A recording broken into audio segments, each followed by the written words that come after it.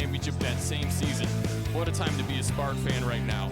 I mean, can somebody get me a video of Harold crying tears of joy after that game? Because he definitely was. That was a huge game, and I mean, the traveling trophy is easily the most coveted piece of imagination anywhere in Indiana. No one deserves it more than the Lady Spartans. I mean, domination is the name of the game for Homestead, and they show it. I mean, Patterson, Graber, Parker, they're just stomping over the competition this season, and their defense is just impenetrable for most of their opponents. I mean, winning was imminent this season, and nothing could be done by anyone to stop them. Yeah, just a quick note, I will mention on the boys' side, Homestead, they played Blackhawk Christian Tuesday night. The Braves, they have the traveling trophy coming into the season, but due to their loss to Silver Creek, they got passed away, and Homestead, they may have a chance to get it back in a few weeks against Lawrence North. But if Blackhawk Christian had not lost to Silver Creek and Homestead beat them earlier this week on Tuesday night, then we'd have both traveling trophies at the same time, but perhaps that's for another season. And that win against Lawrence North, the Lady Spartans shot up to number 2 in the computer rankings and number 3 in both the coaches and media poll. This Homestead team has gotten through every tough test they have faced this calendar year of 2020, including wins over North Central, Southside, and Lawrence North. Lack of experience was a major question coming into the season for this Homestead program, as they graduated 7 seniors from a season ago. But thanks to the play of Ayanna Patterson, Sydney Graber, and Riley Parker, this Homestead team has to be taken seriously as a team that has a good shot at winning another state championship this season. I mean, losing 7 seniors just didn't seem to affect the Spartans at all. I mean, with upperclassman Graber, 17.3 points per game, and lowerclassman Patterson averaging near a double-double in points and rebounds. I mean, all the questions have been solved so far. The power Homestead brings to the table is just unstoppable for teams in the area and abroad, and it's clear that this team is near perfect, and they might remain that way on their way to another state title, as you said. And this Homestead team was in action Tuesday night against 1A school in Northfield, a game that was decided before it even started. The Lady Spartans rolled to a 77-41 win as the Homestead boys knocked off Blackhawk Christian on the road that same night in a game which I was at an electric crowd. A lot of very good college basketball coaches there, but the Lady Spartans at home got another easy win. Yeah, I mean, Northfield was going to be an easy game, no doubt, but how about the Blackhawk Christian affair for the fellas? I mean, basketball gods Tom Izzo and Roy Williams showed up to what would be a huge game, and it looked like it would be after a 16-point tie to start the second. Then the Spartans came around and held Blackhawk to 9 points in the second, which was almost less than double the amount that they put up in that quarter, and Luke Goody dropped 19 points on 14 shots. Really helped Homestead push towards the huge win against one of the top teams in the area. It was just overall a great weekend, or a great week for Homestead. Yeah, should I mention Luke Goody got an offer from Michigan State to play basketball earlier today, so congratulations to him. You got to think that great game in front of Tom Izzo probably had something to do with that. I mean, it definitely did. He had an incredible game. You don't just put 19 points up against one of the best teams in Fort Wayne on a day-to-day basis. He really obviously proved something to Coach Izzo, and, well, that's probably a huge factor to him getting that offer. And we're running a bit short on time, only about 10 minutes or so away from tip-off. I just want to mention Homestead, the past 5 games, not including that Northfield game Tuesday night, so I guess really the past 6 games, but not counting Tuesday night against Bishop Lewis, Southside, North Central, Southside again in Lawrence North. And the team scored a total of 258 points in those 5 previous games. Obviously, I just said not including the Northfield game. But the only issue is that 8 points were scored from off the bench, all coming from freshman Allison Stevens. And if this Homestead team wants to make a deep run in the postseason, they're going to need some more players scoring off the bench, as the starting 5 nearly plays the entire game. Yeah, I mean, so far against teams, at least in the state, they haven't really needed the bench to come out there and show up that often. But as we saw from the Notre Dame Academy game, you know, they really do need to desperately find out how to get that bench involved. It's just been tough for them to get points so far, as usually the starters are the ones grabbing those. But in huge games, they really do need to get that bench more involved. And we are live from Homestead High School for tonight's girls-boys SAC doubleheader between Homestead and Snider. Both the girls and boys matchup will be rematches from the SAC Holiday Tournament less than 3 weeks ago. The Homestead Lady Spartans beat the Snider Lady Panthers, a close game 96-24. in the quarterfinals, while the Snider boys knocked off the Homestead boys in the semifinals 65-63. I am Matt Saalfrank alongside Braden Carroll, continuing on in the pregame show where lack of time is our worst enemy, trying to get through everything in the pregame show. Tonight's game won't be much of a tough test for this Homestead team, as they're currently on an 11-game winning streak against Snider, including a 72-point win earlier this season. I mean, so Snider, they had a tough game against Homestead. And what else can we expect to see from this Snider team tonight aside from a lot of turnovers? Well, we can definitely expect a couple players to get in there and cause at least a little bit of havoc. I mean, Samantha just really is an incredible player. She's a sophomore and puts up 10 points per game.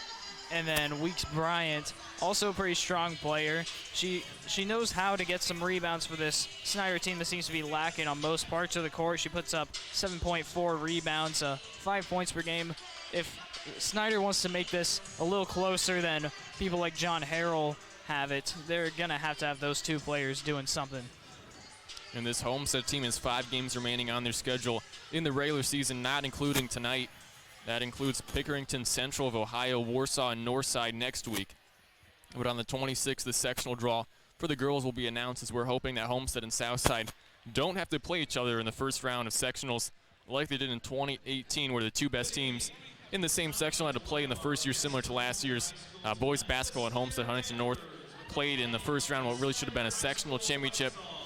But anyway, the final week of the regular season concludes for the girls with home games against the dangerous Heritage Christian squad, which is one of 4 teams to beat Homestead a season ago, and finally Northrop. And the Spartans will definitely be tested the final 2 weeks of the regular season, and now looking at some SAC girls games from the past week and see how we did on our predictions. And I already have a feeling you're not going to be too happy about these. Looking back to last Saturday, we had Carroll at Penn, and Penn rolled through the Chargers 62-35. Then we had Bishop Luers at Canterbury, and Luers, they won a close game, again, 78-9.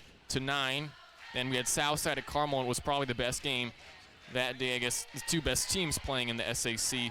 I guess Carmel not in the SAC, but you know what I mean, the two highest level teams that were playing on that day, with one being an SAC team. Moving on, Carmel won that one 62-44, and then Wayne at Blackhawk. I had Blackhawk, you had Wayne, and Blackhawk won 40-28. And then Kokomo at Northrop. We both had Northrop, and Northrop won 68-49. So I go 5-0 on Saturday, last Saturday, and you went 4-1. I mean, I really trusted Wayne in that one, and they didn't really pull through for me. However, luckily for me, Luers was able to pull out a close one against Canterbury. Definitely a huge surprise to see them win that one. And running through some more games very quickly. Northside at Belmont Tuesday. We both had Belmont. Lakewood Park at Northrop. I had Northrop, you had Lakewood, and Northrop won 56-16. New Haven at Luers. Both had Luers. Luers won. And then Northfield at Homestead. We both had Homestead. And, of course, Homestead won 77-41 Tuesday night. And Wednesday, Dwenger at Norwell. We both had Norwell. And, of course, Norwell won. Then Wayne at Concordia. I had Concordia. You had Wayne. And Concordia won 76-26. And then last night, Northrop at Belmont. We both had Belmont. We both had Belmont, and Belmont won by 20 points. In record in that set of games from last Saturday to last night, I was 12-0. You were 10-2. Our record now, or my record is 51-9. You're 47-13. I really regret choosing Wayne in 2 games. That was one of the worst decisions I've made all season. That Concordia game was just ugly to see. Wayne only putting up 26 points and only 28 against Blackhawk. I definitely made some wrong moves last week. And the Lady Spartans get tomorrow off, but will play 3 games next week. They will play Monday at noon in the Classic in the country in Ohio against Pickerington Central, one of the best teams in Ohio. There will be no radio or TV broadcast for that game. And then the Lady Spartans travel to Warsaw Tuesday night, but due to the boys' game at home, there will be no radio or video broadcast for the girls' game on Tuesday, so that leaves next Friday at Northside, and what should be probably not a very close game as the final game next week for the number 3 Homestead Lady Spartans. And we will have a broadcast for that game. I'm looking forward to next Friday at Northside. And so that means the next time the two of us will be on the air for a girls game won't be until next Friday, which means we have a lot of games to predict over the next 7 days. And due to some shortage on time, we're just going to predict today's games. Let's try to get to the other ones during halftime.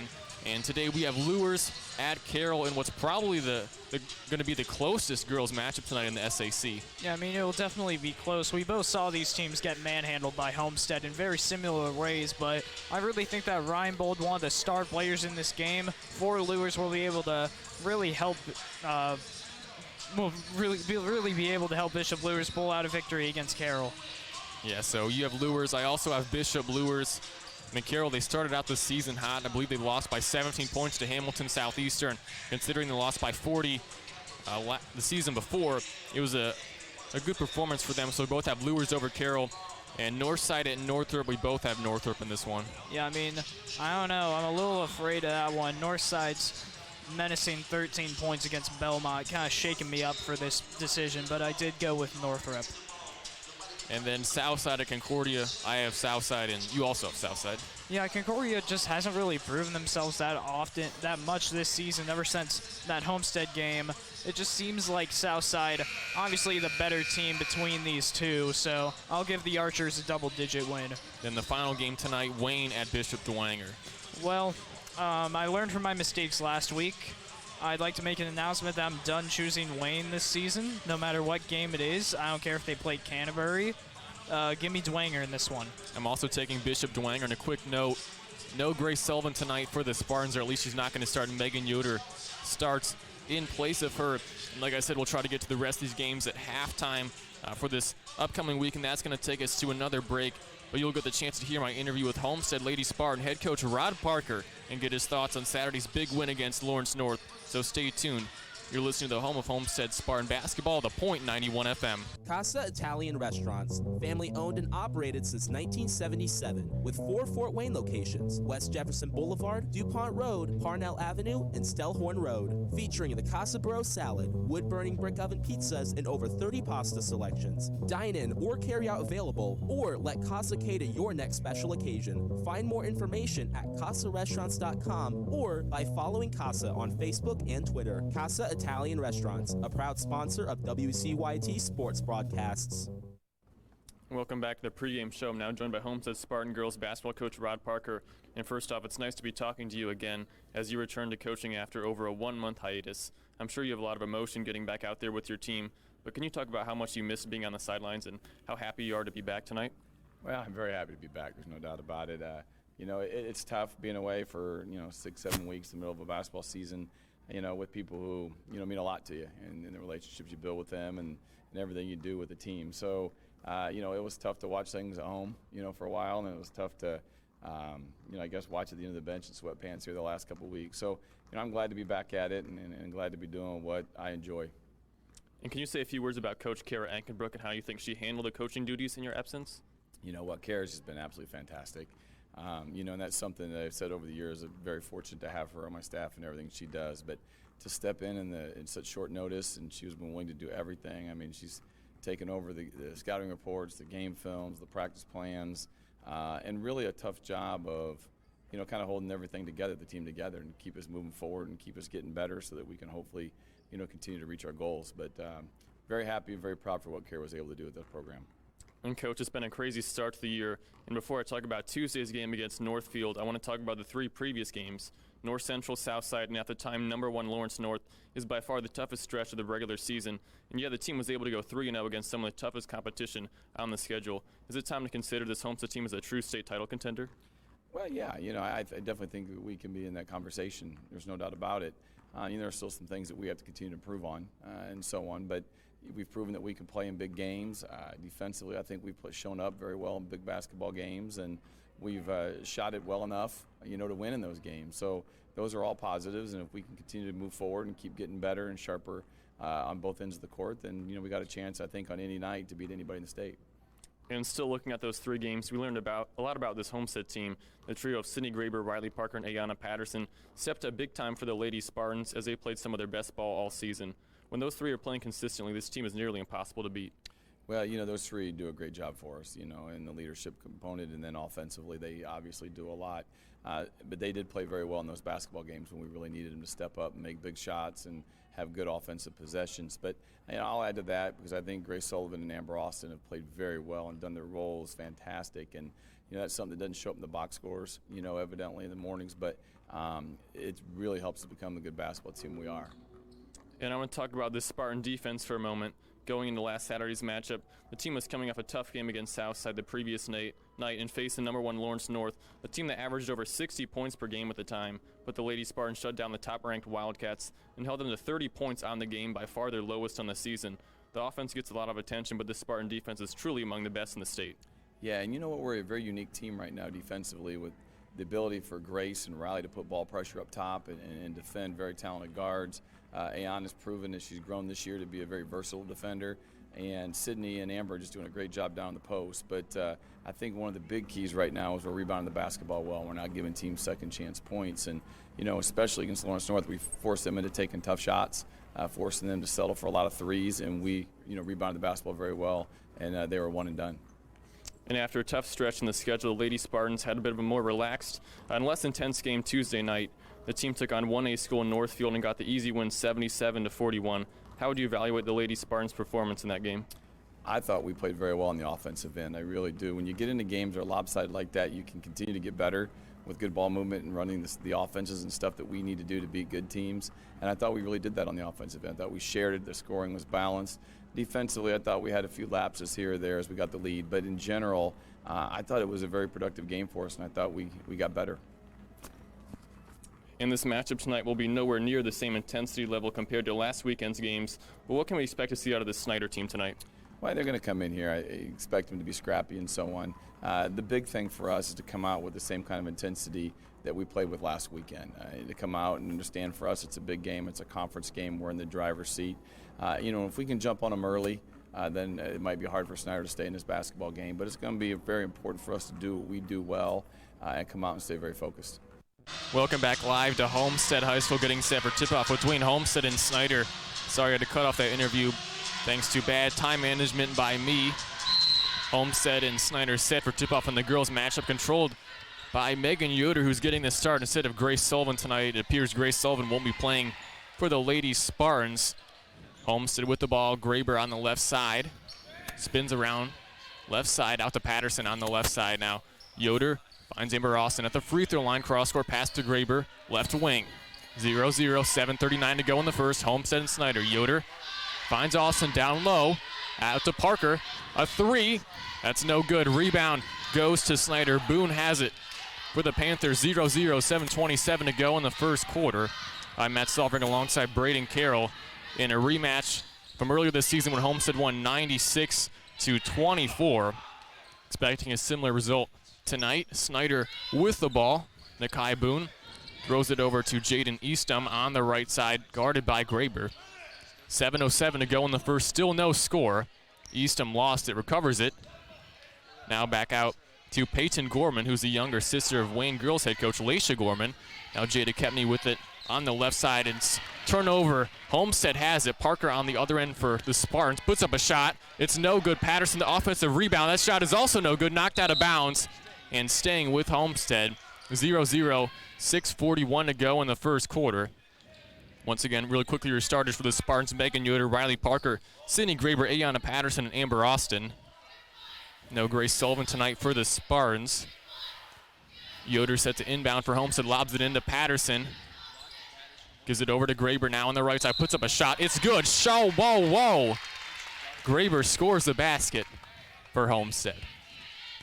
And one potential right here. And Sydney Graber, she has 6 20-plus point games this season. 5 double-doubles as well.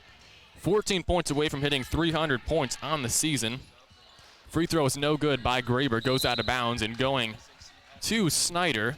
2-0 Homestead, 6:33 to go in the first quarter. I mentioned Homestead won by 72 points when these teams met earlier on in the season.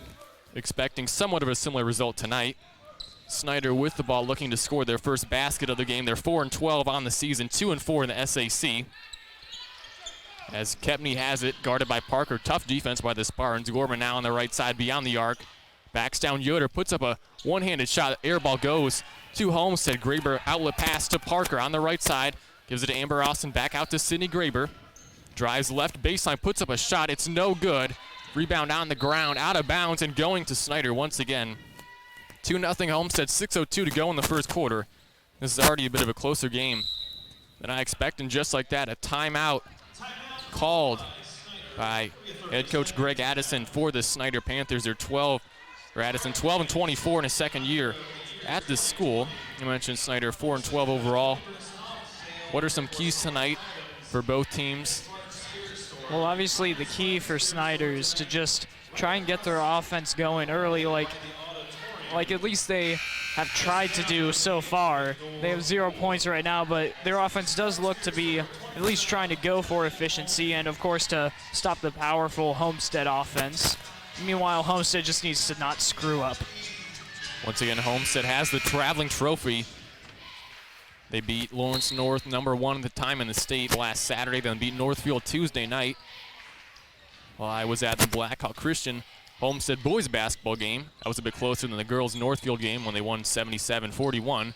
Back in play now, Snider girls have the ball. That is Gorman. Panthers still without a bucket. 2-0 Homestead, 5:45 to go in the first quarter. And Gorman drives in now, kicks it out to Kepney beyond the arc and falls on the ground. And a whistle, let's see, foul going against Riley Parker. If you're a Lawrence North fan, you didn't see that a lot last Saturday. Fouls called against Homestead. But one right there. Panthers set to inbound the ball. Gorman goes over her head. Kepney now recovers. For Snider, still 2-0 Homestead, 5:34 to go in the first quarter. Riley Parker mentioned has picked up that foul, her first, the team's first.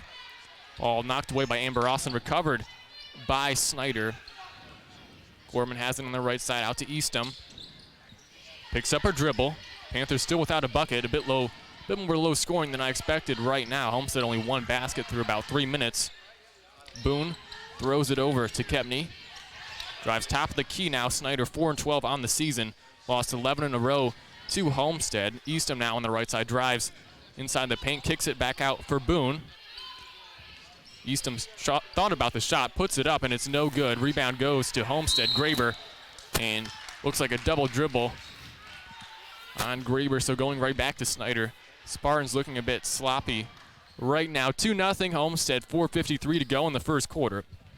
Don't think we're going to get anywhere near that 96 points that Homestead scored against Snider in the SAC tournament this season, but still going to win comfortably.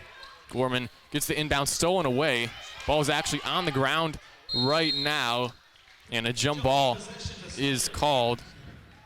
Homestead ranked #3 in the state right now, or this week I should say. They were #5 last week after that win over Lawrence North. And Southside, they move up. Snider set to inbound. Gorman gets it into Boone. Top of the key, right side for Kepney. That was an air ball. And Eastham got the rebound, but she stepped out of bounds, so it's going to Homestead, 2-0. Who would have thought that? 4:44 to go in the first quarter. Homestead's offense, they haven't taken a ton of shots. It's been a very slow-paced game. As Megan Yoder brings the ball for the Spartans. Once again, no Grace Sullivan tonight for Homestead, but shouldn't matter. Yoder finds Amber Austin Patterson. Deep two-pointer. That's no good. Graber, the offensive board for Homestead, puts up a shot. And Graber lays it in for his second basket. It's 4-0 Homestead. 4:23 to go in the first quarter. Snider back on offense looking for the first bucket. That was Gorman, put up a shot. It's no good. Amber Austin corrals the rebound for Homestead. Spartans up 4-0, 4:13 to go in the first quarter. Parker a three, no good, tipped around. Rebound goes to Snider. Eastham has it, stolen away by Parker. Homestead back with the ball. Yoder finds Patterson, loses it, and it goes out of bounds to Snider. 4-0 Homestead, 4:01 to go in the first quarter. If you're Snider, you haven't scored yet, but it's a 4-point game halfway through the first quarter. Last time these teams played, Homestead was probably already up by double digits. Gorman takes a three. It's no good. And going to Homestead. Bit of a sloppy play from both teams as Maggie Kinsley and Molly Stock check in. Expect to see a lot of bench play in this one. 4-0 Homestead, 3:49 to go in the first quarter. Maybe we have an upset brewing. You never know. Stock takes the ball up the court for the Spartans. Takes a three. Bucket! Molly Stock drains a three for Homestead. It's 7-0 Spartans. 3:35 to go in the first quarter. Snider still looking for the first basket of the game. Gorman gives it to Kebney at top of the key, guarded by Parker. Panthers are 1-6 on the road this season, 2-4 in the SAC. Homestead 6-0 in the SAC. As Kebney drives left baseline, puts up a shot underneath the basket, no good. Rebound goes to Graber. Homestead has it. Parker now on the right side. Spartans up 7-0. Patterson down low, fadeaway jumper, no good. Rebound goes to Snider. Kebney has it. They trail 7-0. 3:07 to go in the first quarter. Now in the right corner, takes it back out to Gorman. Top of the key. Panthers on offense, trailing by 7. Still no baskets scored yet for the Lady Panthers. Eastham bounce pass out to Gorman, right side. Fadeaway jump shot. Bounces off the rim, and it's no good. Rebound goes to Riley Parker for Homestead. Outlet pass to Graber. Drives in the paint, puts up a shot. It's good. Sydney Graber scores again for Homestead. She has 6 points in this one. Homestead up 9-0 now, and an and one looks like for Kabish. Made the shot, and a chance for three-point play.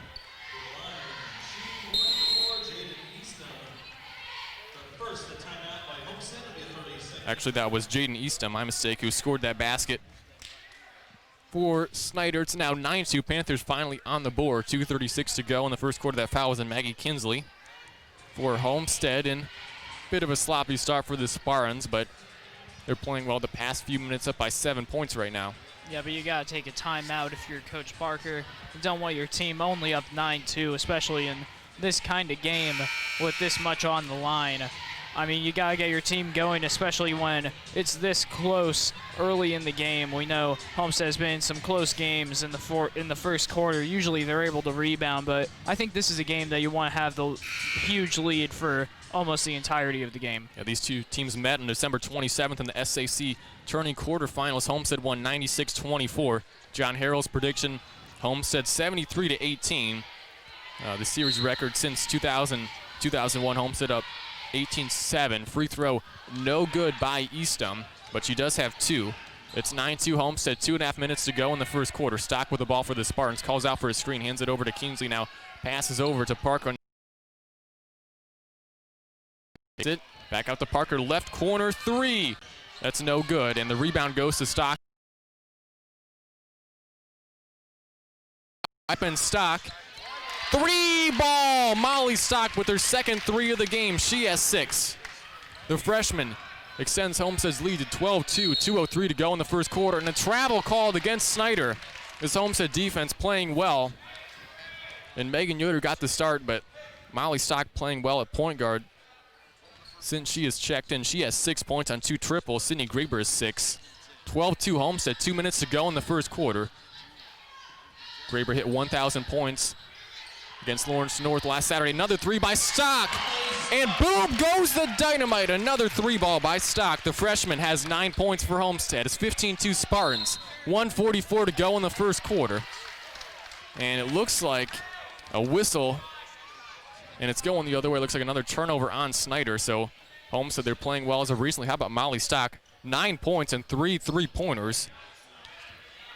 The freshman playing great to start this first quarter. Parker has it for Homestead. They lead 15-2, 1:37 to go in the first quarter. A turnover on the Spartans. Kepney has it. A wide open layup is good. Jada Kepney scores a layup for Snider. It's 15-4 Homestead. 1:26 to go in the first quarter. Snider in a bit of a full court press. Let's see if Homestead can break it. And Parker gets it across over to Patterson. Right baseline, takes it back out. Cross court pass to Stock, who has 9 points and 3 threes in this game. You know she wants to take another one. Parker finds Patterson. Down low, fadeaway jumper off glass. And the field goal is good. Patterson up to 2 points for Homestead. 17-4 Spartans, 1 minute to go in the opening corner. And it looks like Homestead recovered the ball, but it goes out of bounds. A double team by Stock and Patterson. And Snider is able to keep the ball as it was last touched by Homestead. Once again, Rod Parker makes his return for the Spartans, officially on the sideline after missing about 6 weeks or so. 17-4 Homestead, 50 seconds to go in the first quarter. Kepney left side, Bounce pass out to Gorman. Puts up a crazy-looking shot. It's way off. And Yoder recovers the ball for the Spartans. Homestead a lot of their bench players in right now. Yoder drives right side bounce pass to Patterson. Puts up another shot. It's no good. Amber Austin puts up a shot, and that's good for the Spartans. The 5'11" junior up to 2 points. Homestead extends their lead to 19-4. And I talked about how low scoring it was. It was, what, 4-0 midway through the first quarter, but 15 points the last 3.5 minutes or so. Homestead, they're playing well right now. Amber Austin at the line for Homestead. One free throw, a chance to complete the and one, and it's short again. But Graber, the offensive rebound, and she is fouled. And I say again because Graber had a chance to complete an and one earlier, and she missed on the free throw. But Sydney Graber is fouled, and she's going to the free throw line. 19-4, 27.5 seconds to go in the first quarter. That foul was on Peyton Gorman. Nakai Boone also picked up the foul earlier on. That sent Amber Austin to the line. The free throw by Graber, no good. That's 2 missed free throws by her in this first quarter. Not going to matter a ton. One more coming for the senior. 14 points away from hitting 300 on the season. Now 8 away. Now 7 away with that made free throw. She has 7 on the game. Molly Stock has 9 for Homestead. 24 Spartans, 23 seconds to go in the first quarter. Kepney left corner, 3! It's no good. That was a close one, though. Gorman, the offensive board shot is no good. Amber Austin, the rebound for Homestead. Stock wants to push it. She has 9 and 3 threes. Bounce pass to Patterson, down low. Puts up a shot off the glass, no good. Graber tipped around, goes to Snider. 5 seconds to go on the other end for the Panthers. Eastham has it. 1 second, doesn't put up a shot. And at the end of the first quarter, 20-4, Homestead leads. And was that the fastest first quarter ever? It felt like it flew by even with 2 timeouts. Yeah, I mean, even with the 2 timeouts and the 3 fouls that Snider put up in that first quarter, it really did go very fast. I mean, Snider only put up 4 points, so of course their offensive drives were quick.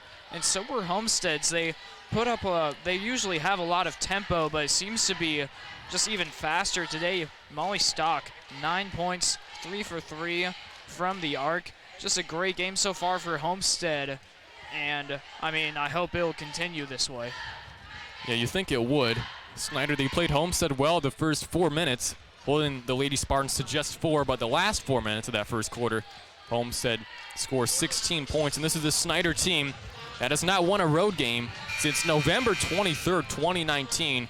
At Canterbury, they won 72-14. Quite a dominant win, but considering that Northside beat Canterbury by, 19 points last week, that's probably a bit expected, as Snider, probably their best win on the season was over Canterbury.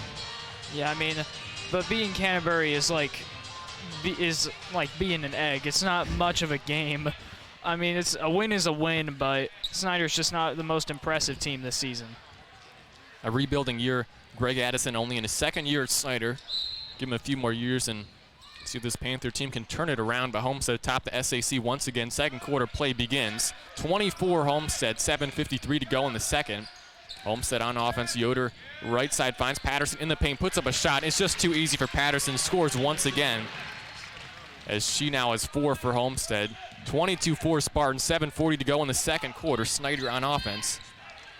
And a bad pass is saved by a Snider Panther, but still goes out of bounds, going to Homestead. So a turnover to Snider for their first possession of the second quarter. Once again, no Grace Sullivan for the Spartans in this game. Won't matter a whole lot. It's Molly Stock. She's played well. She has 9 and 3 3-pointers in that first quarter. Graber on the left side for Homestead. They lead 22-4. 7:22 to go in the second quarter. Yoder finds Patterson down low once again. Quadruple teamed. Puts up a shot, and it's no good. Rebound goes to Gorman. For Snider, they trail by 18 points, 22-4 Homestead, 7:09 to go in the second quarter. Kepney on the left side drives inside the arc, takes it back out now. Couple subs for Homestead set to check in the next dead ball. 7 minutes to go in the second. Homestead up 22-4. Spartans number 3 in the state, 16-1 on the season. Their one loss coming by 2 points. Gorman drives in for Snider, puts up a shot off glass, no good. Graber, another rebound for Homestead. Off to Stock, left side. Yoder now finds Amber Austin knocked out of bounds. And going to Snider, Allison Stevens and Riley Parker check in, as Sydney Graber and Ayanna Patterson go to the bench. This Homestead team They won 56-49 against Southside last Friday, then beat number 1 Lawrence North 44-30 last Saturday. This Homestead team, they play 3 times next week, 2 which will be very tough games. Boone on the right side for Snider, gives it out to Eastham, takes it back out beyond the arc. 22-4 Homestead, 6:30 to go in the second quarter. Gorman recovers, puts up a one-hander. It's no good. Rebound goes to Homestead. Outlet for Molly Stock on the other end. Finds Riley Parker in the lane. Puts up a shot off glass. No good. And rebound goes to Snider once again. Homestead up 22-4. 6:13 to go in the second quarter. Tipped out of bounds. And going to Homestead. I mentioned Homestead. They play 3 times next week. As Patterson back in for the Spartans. Yoder out. Homestead plays Monday in the country in the Classic in Ohio. They play against Pickerington Central, one of the best teams in Ohio. That game at noon. There'll be no broadcast for that. Then Tuesday night, they play at Warsaw. And due to the boys' game, there will also be no broadcast for that game. Then they play Northside and Friday, what should be, well, a lot of points scored for Homestead. Patterson on the left side for the Spartans. Finds Stevens, tipped away, and saved by Snider. Gorman has it. They trail 22-4, 5:58 to go in the second quarter. Outlet to Cheney, a 3 air ball, and saved by a Snider Panther, recovered by Steve.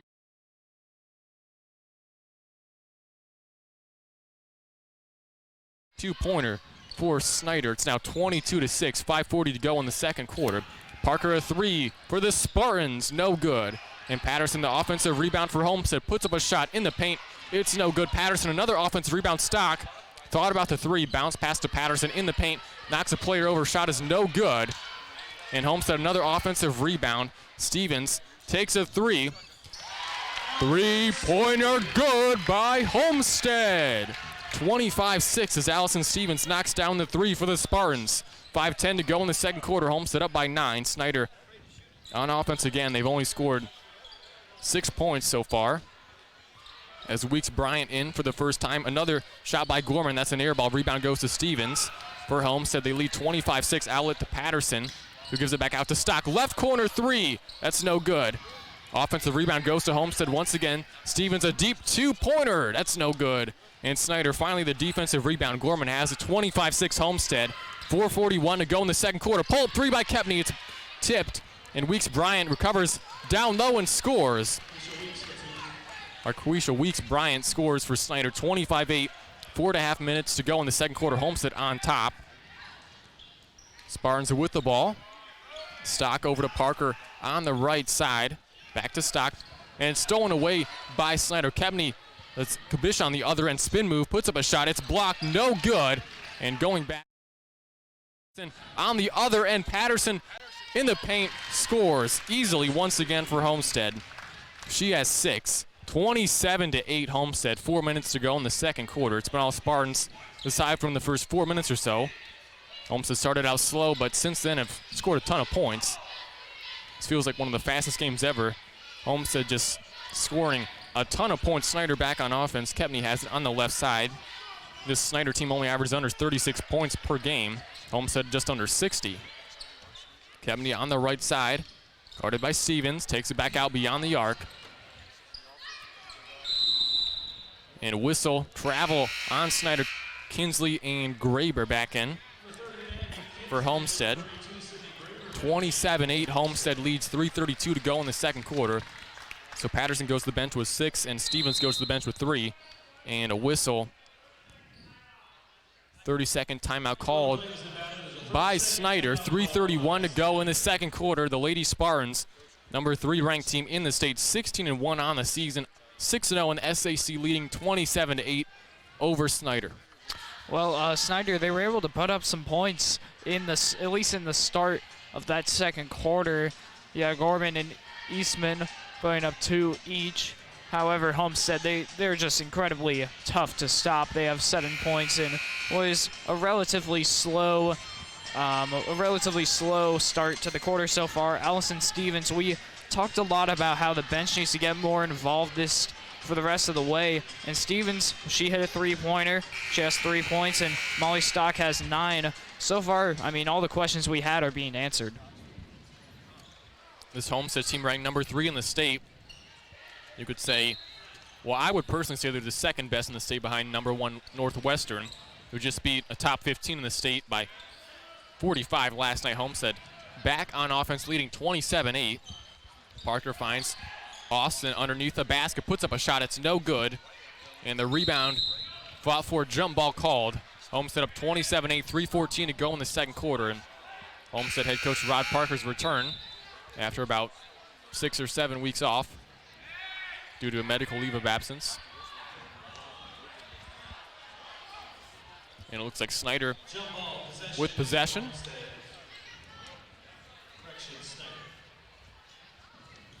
27-8, 3:11 to go in the second quarter. Homestead on top of this one over Snider. It's been all Spartans in this game so far. Homestead beat Snider by 72 earlier on this season. As Eastham drives in, blocked away, and staying with Snider's Patterson checks back in for Homestead as Stock goes to the bench. She had 9 points in that first quarter. Sydney Graber with 6, or 7, and Patterson with 6. Eastham gets the inbound for Snider. Takes it back out beyond the arc. They trail by 19 to the Snider Panthers. That is Cheney. Stuck and rolls out of bounds. Lost the ball going to Homestead. Spartans up 27-8. 2:44 to go in the second quarter. Homestead not their best and most solid game played so far, but it's definitely enough. They lead 27-8, 2:40 to go in the second quarter. Graber right side. Down to Patterson. Loses it out of bounds, and it's staying with Homestead. 27-8. Spartans on top. 2:35 to go in the second quarter. With Homestead's win over Southside last week, Spartans are pretty much locked up. The SAC Graber, a 3. It's good. Sydney Graber with another 3 for the Lady Spartans. It's 30-8 Homestead, 2:25 to go in the second quarter. Graber now has 10 for the Spartans. And a whistle on the other end. Foul going against Maggie Kinsley. That looks like it'll be her second personal foul. The 5'9" sophomore. Both teams with 3 fouls. Eastham takes a 3 for Snider. It's no good. Kingsley the rebound for Homestead. They lead 38, 2:10 to go in the second quarter. Parker, after Kinsley thought about the 3. Over to Parker. She takes a 3. Bullseye! Riley Parker drains a 3. In this second quarter, it's raining 3s for the Homestead Spartans. They lead 33-8, 1:55 to go in the second quarter. That was Riley Parker's first basket of the game. Homestead up by 25 now.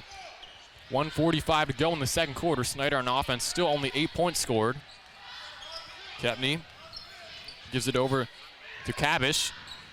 Eastham now drives in, puts up a shot. It's no good. Rebound goes to Homestead. They lead 33-8, 1:30 to go in the second quarter. Parker to Graber. And she scores with a chance for another and one. Sydney Graber now with 12 points. She's 2 away from hitting 300 on the season. That foul was going against Samantha Cabish. As Amber Austin, she goes to the bench for Homestead. Graber at the line for 1. Chance to complete the and one. Homestead. Graber's free throw is no good. The senior has been the sharpest at the line in this one, but Homestead up 35-8, 1:20 to go in the second quarter. Gorman with the ball for Snider. They trail by 27. Calls out a play now for the struggling Panther offense. Takes a contested shot. It's no good, but Snider, the offensive rebounder, Riley Parker steals it away for Homestead. Spartans on the other end. Patterson in the paint. Puts up a shot off glass and good. Ayanna Patterson now with 8 points for Homestead. They lead 37-8. 52 seconds to go before halftime. It's been all Spartans in the second quarter. Eastham has it. Picks up a dribble for Snider. Looks for a teammate. Gets back out to Cabish.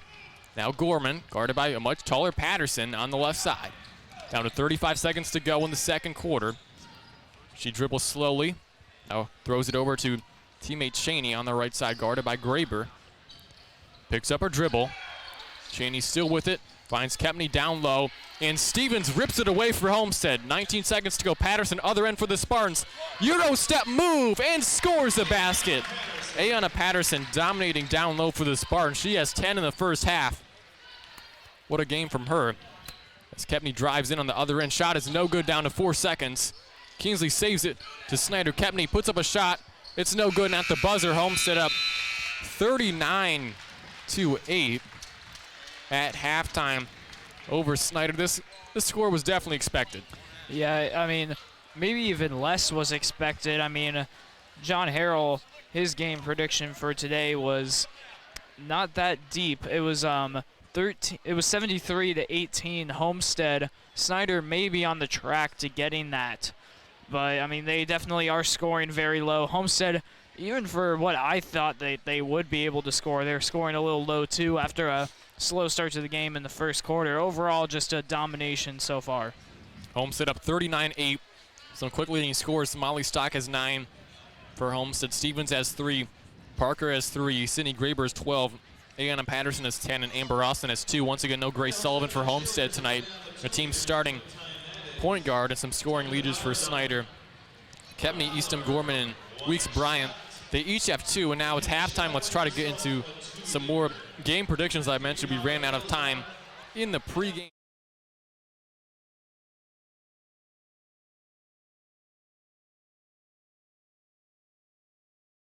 At Carroll, who do you have in that one?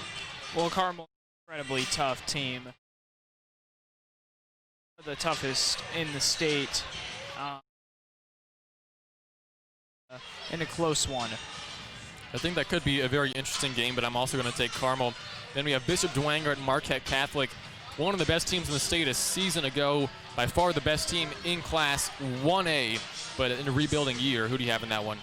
Now, I don't know that much about Marquette Catholic, but I do know a few things about Dwenger, and what I've seen from them has not really impressed me. The Homestead game was just an utter disappointment, and what should have been a close game at home.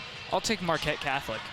Well, you just said that, but when I checked John Harrell, I believe he had Bishop Dwenger winning that one by 30 points. I'm still gonna take Marquette Catholic. Right. You never know about an upset.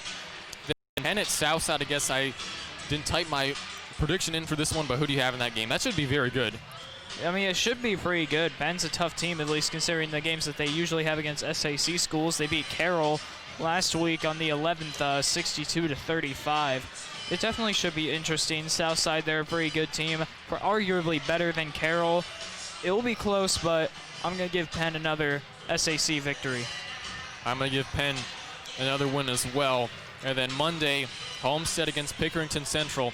And I just want to mention, the one loss that Homestead has on the season, we didn't broadcast that game, but we were going to make predictions for that game between Homestead and Notre Dame Academy. I didn't end up actually including it in our actual records, but you had Notre Dame Academy and I had Homestead. So this time I'm going with Pickerington Central from Ohio to win over Homestead. I really hope this doesn't happen, but just one of those games. Homestead playing about 3 hours away in the tournament in Ohio, that one on Monday.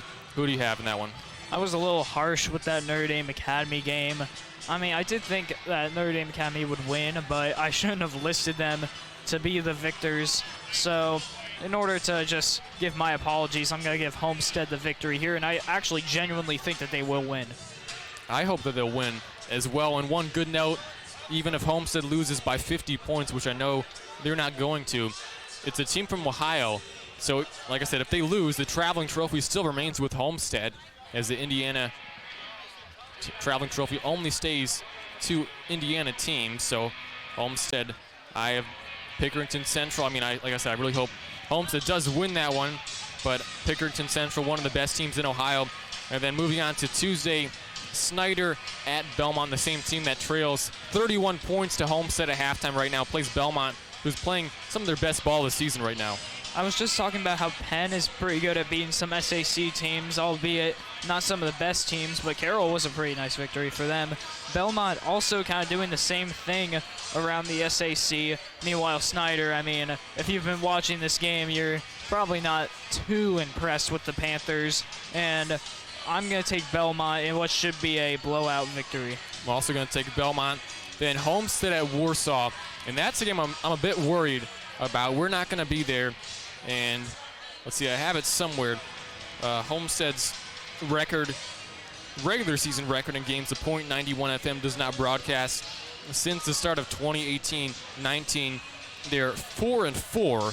So only one loss that we've broadcast, which was in the postseason to Hamilton Southeastern, who went on to win the state championship later that season. So basically, when we're broadcasting a game, Homestead is probably going to end up winning that run. Right now, Homestead leads 39-8 at halftime against Snider. They the Panthers 20-4 in the first quarter, outscored them 19-4 in the second. And looking at some more predictions, I'm Matt Saalfrank alongside Braden Carroll. So who do you have in that Homestead-Warsaw game? I have Homestead. Well, I mean, Tiger teams are obviously pretty tough. We saw that LSU-Clemson game. But this Tiger team, I'm not going to give them a victory here. They're just going to fall apart against Homestead, even though they're a tough team, just like Clemson did. So give me Homestead. I'm also going to take Homestead in that one. Then Leo at Bishop Lures on Tuesday. Well, Leo, they have not really fared that well against SAC teams, unlike Belmont and Penn. Lures, meanwhile, they're a half-decent team here in the SAC. I'm going to give them the victory in this one by double digits. And then Marion at Northrop this coming Wednesday. Marion's a very tough team compared to Northrop. Northrop, they have had a struggling season, to say the least. They did have a solid win against Lakewood Park, a team that I thought would win, and then ended up losing by 40 points. But I'm not going to choose Northrop for this one. Give me Marion. I'm also going to take Marion. In a score update I saw a couple minutes ago, I haven't gotten an update since, but Northrop was leading 25-4 against Northside after the first quarter. Quite the blowout there. And then actually next Friday, I mean, we might as well just predict them now, even though we're going to predict them in the pregame show next week as well. Carroll, wait a second. Carroll at Southside, who do you have in that one? I hope you weren't saying wait a second to my prediction. No, I was thinking Carroll and Southside are playing tonight, but it's actually Lures and Carroll, just some of the best teams in the conference outside of Homestead. Well, I did go with Carroll in this one, which I know will probably surprise you either way, but I do think that Carroll might be able to win this game. Southside, they're an incredibly tough team themselves, so is Carroll. They both have taken losses to Homestead this season, but I'll take the Chargers in an upset on the road. I'm going to take Southside. I think they're a very good team, and when Homestead and the Lady Archers play in sectionals, that could be a very tough matchup. Well, for both teams, and moving on, Concordia at Snider should be another easy pick. I have Concordia winning that one next Friday. Yeah, I'm not going to explain this one. Give me Concordia. Yeah, Homestead up 39-8 over Snider at halftime right now at Homestead High School. And two more games to predict. Dwenger at Bishop Lures next Friday, Battle of the Bishops. Yeah, I was just about to say that, dang it. But Dwenger, not really a tough opponent for most teams in the SAC. They haven't fared very well recently. It's been a tough stretch for the Saints. Meanwhile, Lures, they've been playing in a few impressive games, and I'm going to take the Bishop Lures to be able to win a huge rivalry. Yeah, I think Lures is going to be able to win that one fairly easily against Bishop Dwenger next Friday. And then we have Northrop at Wayne, what should be probably another blowout. I'd hope it would be a blowout because I did not go with Wayne. Once again, I learned Wayne, what should be probably another blowout. I'd hope it would be a blowout because I did not go with Wayne. Once again, at Wayne, what should be probably another blowout. I'd hope it would be a blowout because I did not go with Wayne. Once again, at Wayne, what should be probably another blowout. I'd hope it would be a blowout because I did not go with Wayne. At Wayne, what should be probably another blowout. I'd hope it would be a blowout because I did not. Whose only win is over Canterbury. All I can say is that next Friday's game should definitely be very interesting. Oh, it will be very interesting in many ways. I am so excited to be able to have the absolute privilege to be at that game and to be on the air announcing that game. Give me Homestead in a close one. Double overtime battle. Big victory for Homestead. I'm not even sure what it would take for that to happen. If you just play Homestead's, I don't even know, JV team, they would probably still win by a ton. But Homestead at halftime right now leading 39-8 over the Snider Lady Panthers. Obviously, we have the boys game coming up after this one, and the way the girls game is gone, it's flown by. It felt like it went by very quickly in that first half. Like I said, the boys game to follow, probably 7:30, 7:40, around that area. Snider won 65-63 in the SAC. Go with Wayne. Once again, At Wayne, what should be probably another blowout. I'd hope it would be a blowout because I did not go with Wayne. Once again, At Wayne, what should be probably another blowout. I'd hope it would be a blowout because I did not go with Wayne. Michigan State was there, and Lou Goody, he ends up getting an offer from Michigan State today, so how about that? You have to think his performance against Blackhawk Christian in that game had something to do with it, along with Roy Williams, Matt Painter from Purdue, along with a couple other ones, Brad Underwood from Illinois. It was a very great crowd Tuesday night, and getting set for the third quarter. What's Snider got to do if they want to hit 20 points in this one? Well, there is such thing as performance-enhancing drugs. That might... I'm going to stop you there. Let's not get into that, Braden. 39-8, Homestead leads over Snider. About to start the third quarter. It was a great, well, aside from the first 4 minutes of that first quarter when Homestead, they put up 4 points, they played well the past, 12 minutes or so of game time. Molly Stock had 9 points, Graber had 12, and Patterson had 10. So a lot of players playing well to start this third quarter. Yoder, screen from Patterson, drives left side. No Grace Sullivan tonight for the Spartans. Yoder started when Patterson was out with an injury, and a bad pass goes out of bounds, and it's going to Snider to start this third quarter. 39-8, Homestead up, 7:45 to go in the third quarter. I'm Matt Saalfrank alongside Braden Carroll in this girls game that not too close to a matchup. I mentioned Homestead up by 31 right now. Eastham on the right side for Snider. A whistle blown. Let's see, looks like a foul going against Homestead. Amber Austin, that's her first.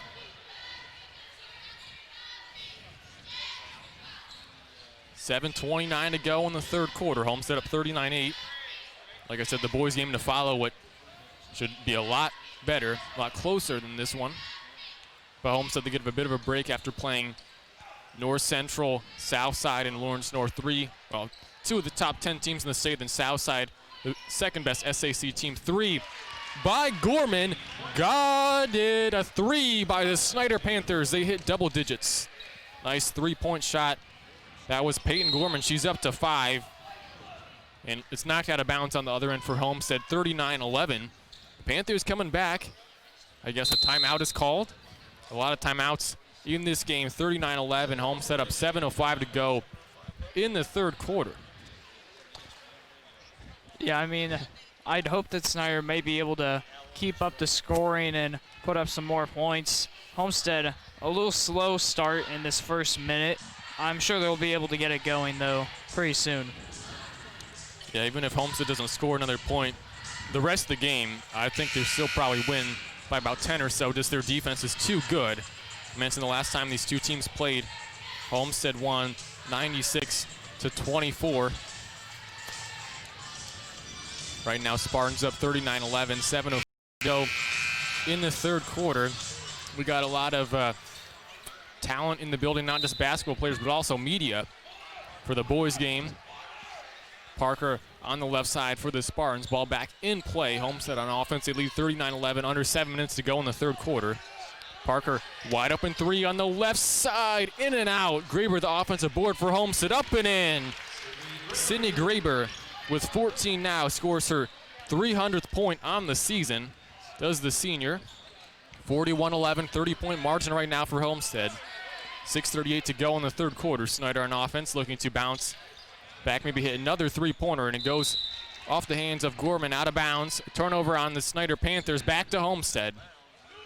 41-11, 6:30 to go in the third quarter. Parker finds Patterson right baseline. Amber Austin out to Graber, fakes a 3, drives left baseline. Shot is no good, but a foul called against Snider. Graber, she struggled at the free throw line this one. 41-11. Homestead up over Snider. 6:18 to go in the third quarter. 16-1 are the Spartans. Snider 4-12. Homestead looking to move to 7-0 in the SAC. Graber's free throw knocks one down right there. She has 15, looking to score her 20 points for 7th game this season. Graber at the line for second. It's no good. Patterson, the rebound for the Spartans, out to Amber Austin. A deep two-pointer. Short, no good. Austin, the offensive board, out to Parker. Now Graber, left side. Parker, bounce pass to Yoder. Takes a three. It's no good. Rebound goes to the Snider Panthers. They trail 42-11. Under 6 minutes to go in the third quarter. Snider ball. That is Nakai Boone, the 5'8" junior. Averages 3.1 points per game. Out to Gorman. Right side for three. No good. Rebound fall for goes to Homestead. Graber has it for the Spartans. Out to Patterson underneath the basket. Patterson puts up a shot. No good. Gets her own offensive rebound. Puts up another shot. No good. Gets her own offensive rebound. Puts up another shot. And she's finally fouled. This is where the height difference is helping out Homestead a lot. Patterson about 6'3", and Snider, they don't have a lot of tall players out there, 5'7", 5'6", so Patterson is towering. She's definitely going to get a double-double in this one. Already has 10 points, probably already has 10 rebounds. Free throw by Patterson, no good. Bit concerning for the Spartans in this one, a lot of missed free throws. Homestead up 42-11, 5:33 to go in the third quarter. That foul was on Jaden Eastham, her first. Patterson's second is good. She has 11. Patterson now is 11 games with 10-plus points this season. Actually, now 201 total points on the season. Steal by Parker for Homestead. Other end layup is up and in. Riley Parker now with 5 points on the game for Homestead. They lead 45-11, 5:15 to go in the third quarter. As Gorman puts up a shot. Bucket! Shot is good by Snider. Gorman now with 7. Patterson off glass is good. Once again, Patterson with 13 now for Homestead. 47-13, under 5 minutes to go in the third quarter. Snider back on offense, looking to score once again. Panthers playing better in this third quarter. Still trail by a lot of points. Kepney, outlet to Gorman, a three. It's no good. Rebound goes to Homestead. Yoder crosses half court on the left side. Bounce pass to Patterson. She's dominated this game. Puts up a shot. Nearly a wedgie. We saw 2 of those against Southside. Snider the rebound. They trail 47-13. Under 4.5 to go in the third quarter. Knocked out of bounds, staying with Snider. Molly Stock back in for the Spartans. She had 9 points in the first quarter. Megan Yoder out once again. No Grace Sullivan for Homestead tonight. 47-13 Spartans. 41-11. Under 4.5 to go in the third quarter. I'm Matt Saalfrank alongside Braden Carroll. Can't wait for the game coming up next between the Homestead boys and Snider boys. This is one of those games that's just on the schedule, has to be played. If you are the Homestead girls, they're used to playing a lot of tough competition recently. This is not one of those games. Kepney drives, now takes it back out. Homestead up 47-13, 4:03 to go in the third quarter. Now Gorman has it beyond the arc, knocked away by Stock. Parker falls on the ground, and jump ball called. Kinsley back in for Homestead. 47-13, 3:56 to go in the third quarter. Amber Austin goes to the bench for Homestead. Snider set to inbound. That is Gorman, who crosses half court. Panthers down by 40 or by 34 right now. Boone out to Gorman. Shot is in and out. Nearly good, but not quite. Graber the rebound for Homestead. Other end. Stock out to Parker for three. It's no good off the back of the iron. Snider the rebound. Knocked away by Patterson. And Patterson not able to save it, but a nice effort right there for the sophomore. Snider will still have the ball. Homestead up 47-13, 3:26 to go in the third quarter. And Coach Rod Parker's returned to the sidelines officially, out with a medical leave of absence the past month and a half or so. It'll be Snider ball. That's Cheney set to inbound. On the left side, Panthers down 47-13, 3:18 to go in the third quarter. Back to Cheney on the left side. Over to Gorman now. Left side for Snider. Panthers with 13 points. Pull up. It's good! The jumper is good by Snider. It's 47-15 now. 3 minutes to go in the third quarter. Kinsley for the Spartans. Spinning around.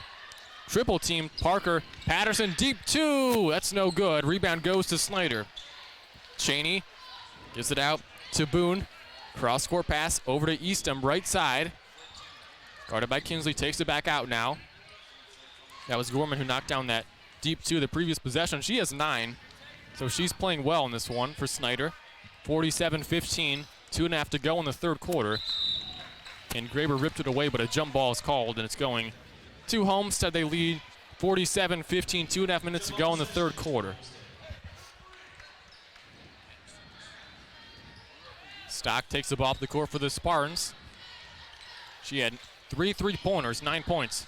Graber, 3. Splashdown. Sydney Graber with the tray.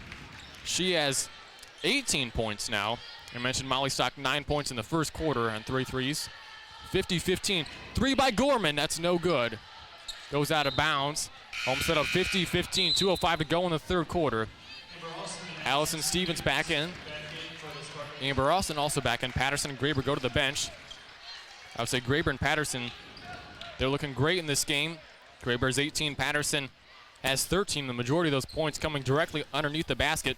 Kinsley out to Stock. Parker left side. Bounce pass to Austin. Kinsley. A 3! It's no good. And rebound goes. It's actually fought for. Amber Austin had it, but a jump ball called. Another jump ball. 50-15. Homestead on top. 1:48 to go in the third quarter. Snider ball. Boone calls out a play. Now Gorman on the left side. Homestead up 50-15. 1:35 to go in the third quarter. Boone still with it, guarded by Stevens. You think Homestead may start emptying their bench soon. Boone drives right side to Weeks Bryant, puts up a shot, and she is fouled. So Marquisha Weeks Bryant, 5'10" senior, power forward, leads the team with 7.4 rebounds per game. That foul was on Amber Austin, her second. Weeks Bryant looking for some more points. She has 2. The free throw is on the way. No good. 50-15 Homestead, 1:22 to go in the third quarter. Another free throw coming by Weeks Bryant. A chance to add another point. It's up. It's no good. Rebound goes to Kinsley for the Spartans. Stock now with it. Across half court. Homestead on offense. Stock. Top of the key. Stevens left side. Back to Stock. Back to Stevens. A 3. No good.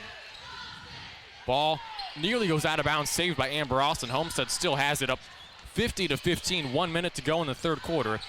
Stock right side out to Parker. A 3. Right corner. It's good. Riley Parker another 3 for the Spartans. She's up to 8 in the game, is a senior. Gorman with the ball for Snider. They trail 53-15, puts up a shot. It's no good. Weeks Bryant tries to save it, but it goes off of Homestead, stays with Snider. 53-15, 44 seconds to go in the third quarter. Actually, that was a foul going against Allison Stevens. Snider inbounds. Gorman a 3. That's no good. And goes out of bounds going to Homestead. 39.3 seconds to go in the third quarter. Snider was down 39-8 at half. Now in a full court press. Homestead gets it across. Stock has it. Stevens lurking in the left corner. Takes the 3. Allison Stevens drains the 3 ball for Homestead. Nice shot there by the freshman. Her second 3 of the game. She has 6. 56-15. 17 seconds to go in the third quarter. Right side Eastham. Down to 11 seconds. Bounce pass out to Cheney. Ball on the ground. Cheney kicks it out to Eastham. Bounce pass to Weeks Bryant. Down low. She's blocked by Amber Austin. 3 seconds to go. Parker at half court. Pull up 3. It's good. Riley Parker knocks down a near half quarter to end the quarter. Homestead up 59-15 after 3 quarters. What a shot by Riley Parker. She has 11 points, her 12th double-digit scoring game this season. She's someone that's averaging 18.8 points per game in her past 4 games, so she's playing well.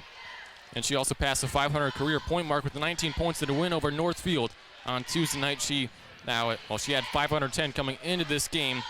11 more, but Homestead up 59-15 at the end of 3 quarters. What a performance from the Spartans. Yeah, I mean, you got to think that Homestead's pretty happy with what they've been doing so far. Just an overall domination so far by Homestead, as we expected. Molly Stock with 9 points, Sydney Grabe over 15, and Ayana Patterson in the double digits. Just been a great game so far for the Spartans. How about that shot to end the 3rd quarter by Riley Parker? That was about 2 steps inside of the half-court line. Didn't mean a whole lot. Homestead still 9-15 as we start the 4th quarter. And still, Homestead hasn't emptied the bench quite yet. Still playing a lot of their starters. Molly Stock. Megan Yoder got the start, but Molly Stock, she's earned herself some playing time. She had 9 points in the 1st quarter and 3 made threes. Hasn't scored since then. 59-15. Homestead up at the end of the 3rd quarter to start the 4th quarter. Parker on the right side. Out to Amber Austin. Graber now left corner. Picks up her dribble, bounce pass to Patterson, down low. Kicks it back out to Graber. Parker, a 3, top of the key, it's good. Riley Parker knocks down the 3 for the Spartans. She now has 14 points. The star sharp-shooting senior for Homestead. And Snider nearly a turnover, and actually is a turnover. It was over and back. Thought it might have been deflected. 62-15, 7.5 minutes to go in the 4th quarter. Parker checks out for the Spartans. She has 14. Graber. Pass to Stock, left corner. Homestead up 62-15. 7:24 to go in the 4th quarter. Patterson, free throw line jumper, short. Rebound goes to Austin for Homestead. Stock, a deep 3. It's no good. Patterson, the offensive board for Homestead. Shot up, no good. Graber, the offensive board. Shot up, no good. Graber, another offensive rebound. Takes it back out for the Spartans. This Homestead team is clearly having fun right now, getting every offensive or defensive rebound. Yoder in the right corner, knocked away. And it looks like Snider finally has possession. Pickens drives right side. Apparently that was a pass to Palmer. But passes to the wrong team right there as Stock steals it away. Graber, left corner for Homestead. Deep 2-pointer, it's no good. Yoder to Stock, to Graber. Top of the key 3, it's no good. Patterson scores easily underneath the basket for Homestead. She has 15. Homestead up 64-15. 6:23 to go in the 4th quarter. And it's stolen away by the Spartans. Graber on the other end for Homestead, 2-on-1. Fakes the pass to Stock, and Graber, what a nice move right there. She now has 20 points. Her 7th 20-point game of the season. Homestead emptying their bench right now. They lead 66-15. 6 minutes to go in the 4th quarter. Palmer, shot is no good. Rebound goes to Homestead. Graber, outlet pass to Stock, other end. Puts up a shot, no good. Patterson cleans up down low. And the sophomore has 17. The Snider player slowly gets up. That's Tasha Cheney. See, it looks like Stock, Yoder, Landrigan, Helmkamp, and Freem now in for the Spartans.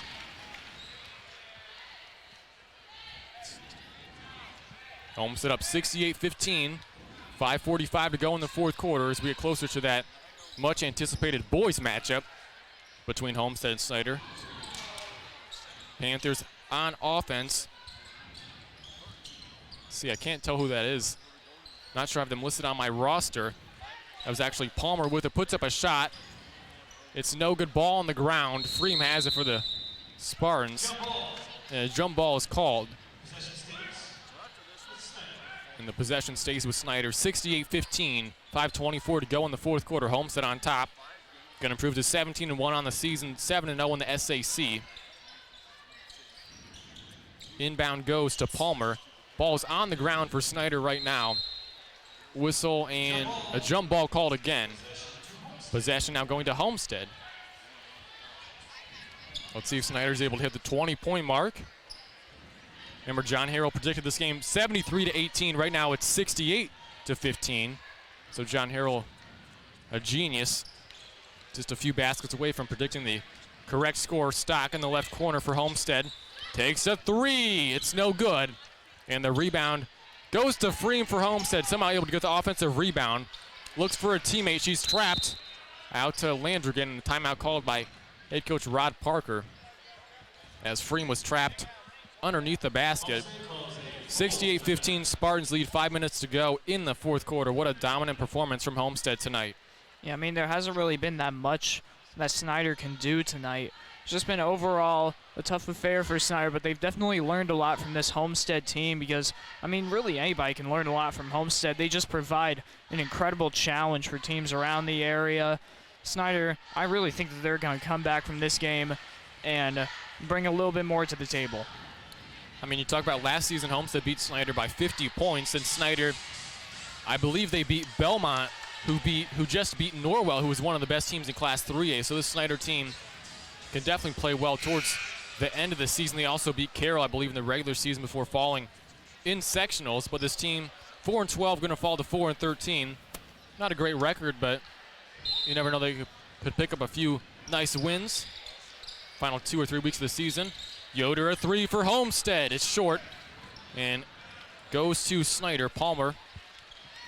Crossover move on Stock. Homestead up 68-15, 4:50 to go in the fourth. Ball on the ground. And Snider recovers it. A mystery player as Yoder falls down for Homestead. Helmkamp now with it for the Spartans. Out to Stock. Back to Helmkamp, back to Stock. Yoder now with the Spartan logo. Landrigan now on the left side. Helmkamp top the key. 68-15, under 4 to go in the fourth quarter. Stock top the key three, and she drains it. Molly Stock with the triple for Homestead. She has 12 points on 4 made threes. The freshman didn't get this start, but is playing well for Homestead in this game. Kabish hands off to Kepney. Deep two-pointer. Off the backboard, no good. Shot up is also no good by Snider. Yoder the rebound for Homestead. 4 minutes to go in the fourth. Stock finds Freem down low. Freem's shot is no good. And the rebound goes to Snider. That was Palmer. Homestead up 71-15, 3:50 to go in the fourth. Palmer out to Kepney. Slows it down. Now throws it out to a mystery player on the right side. And it's stolen away by Homestead. Helmkamp has it for the Spartans. Is hit, and that'll be a foul going against Snider. Kinsley and Stevens back in as Molly Stock checks out. A great performance from the freshman. 12 points on 4 made three-pointers. Along with Megan Yoder, who got the start tonight, takes a seat on the bench. 3:36 to go in the fourth quarter. Homestead up 71-15. Landrigan out to Helmkamp. Stevens now. Picks up her dribble. Knocked away, and still, actually Helmkamp not able to save it as it goes out of bounds. Snider ball with a chance to maybe score some more points. Once again, John Harrell predicted this game. 73-18, it's 71-15 right now. 3:15 to go in the fourth quarter. Kepney with it on the left side for Snider. Drives, top of the key.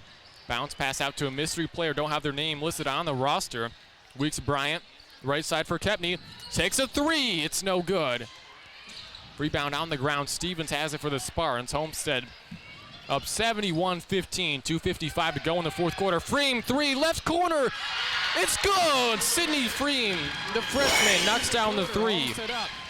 59-15. Averages 0.2 points per game on the season. Knocked down a triple right there. Actually, they called that a two, it looks like. Her foot must have been on the line. Kepney, a deep three. It's no good by Snider. And the rebound goes to Homestead. Definitely thought that was a three by Freem. Helmkamp, the layup. It's good.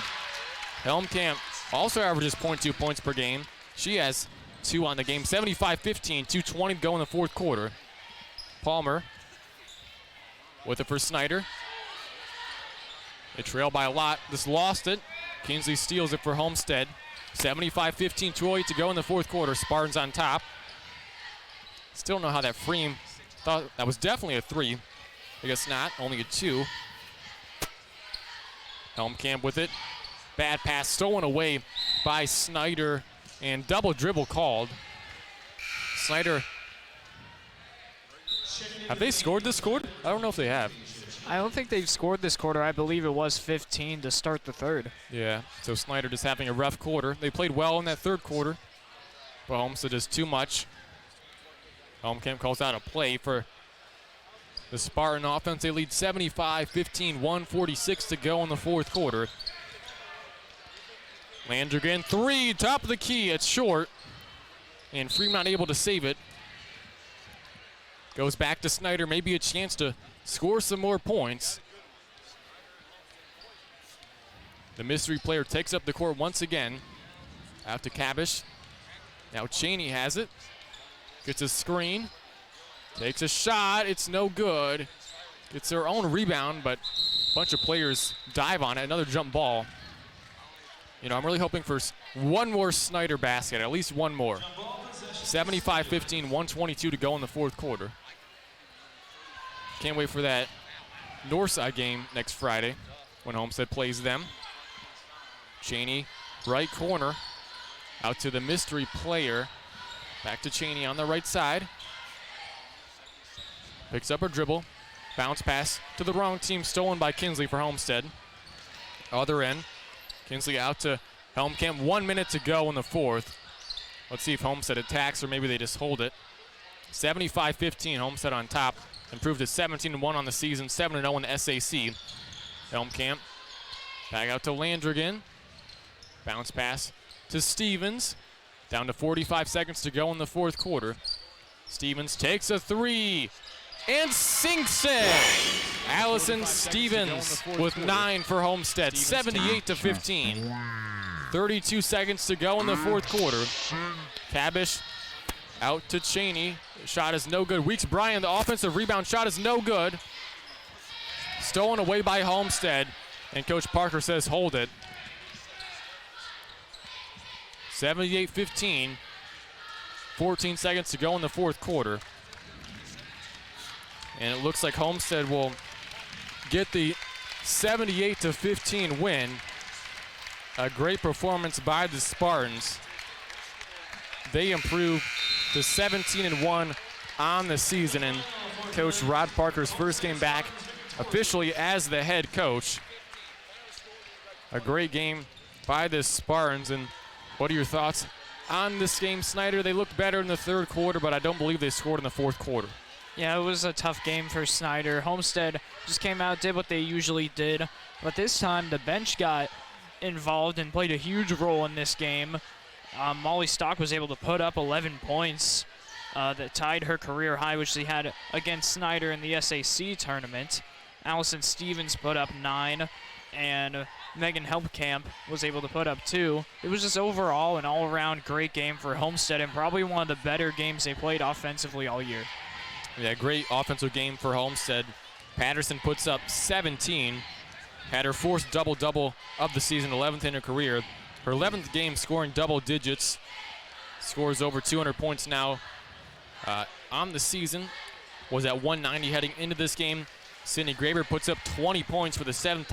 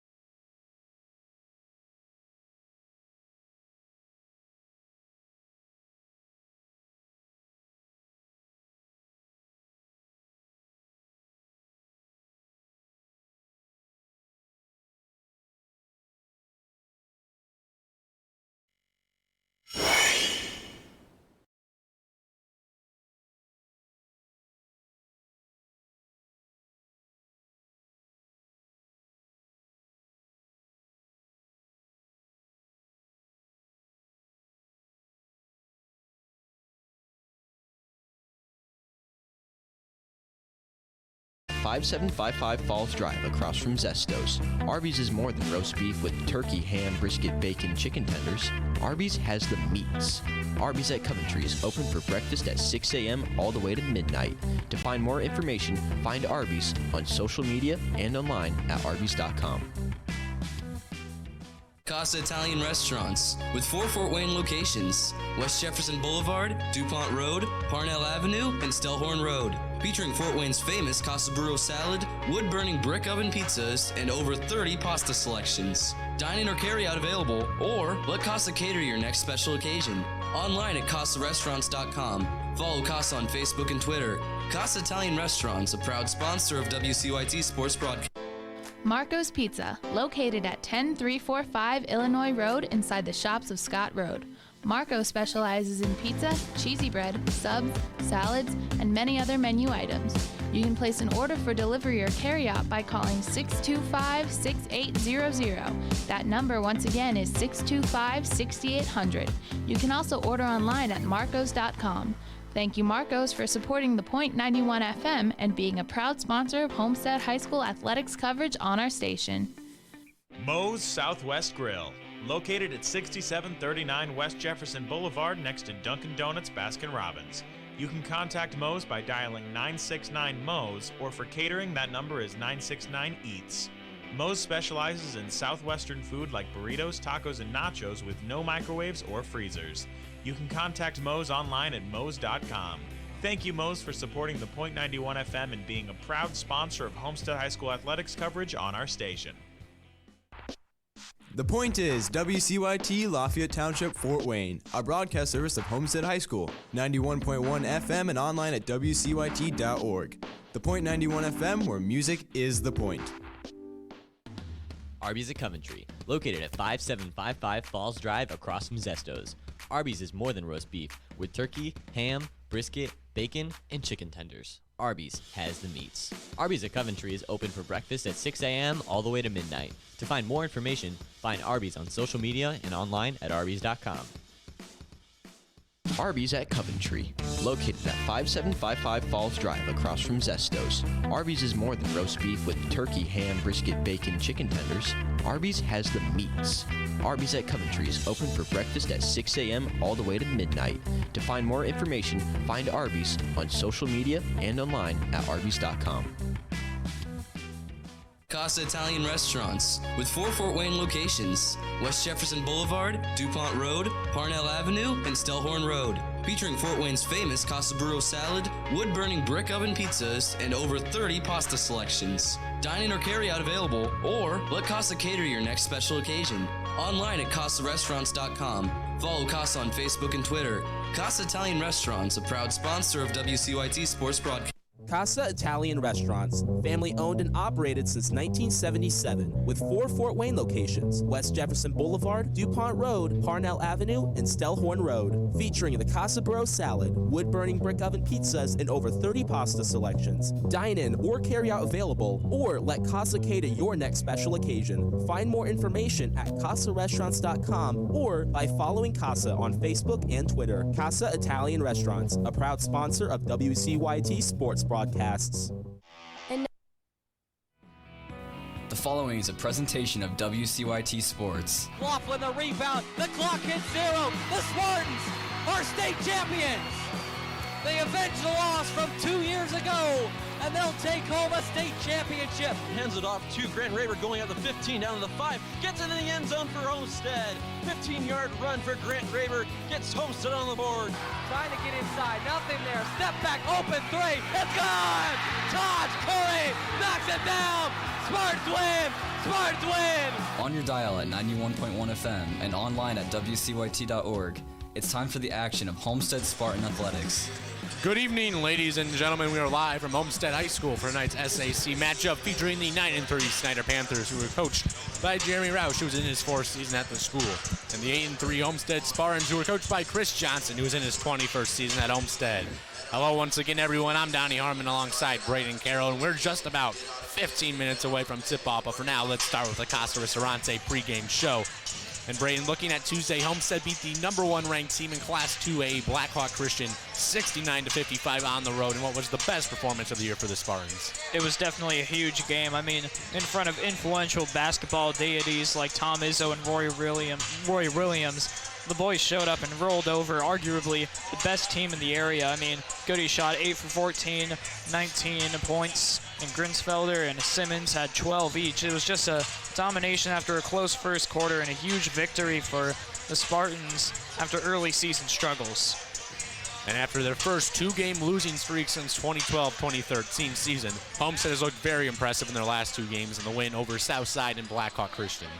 Yeah, I mean, they really have looked quite impressive after a very shaky start. I mean, teams like North Central, Marion, and Snider, the team that Homestead plays tonight, really gave them tough losses and obviously made them rethink their defensive plan, as they all dropped over 60 points, and since that, their defense has been very more productive, allowing only 35 to Southside and 55 to in their prime Blackhawk Christian squad.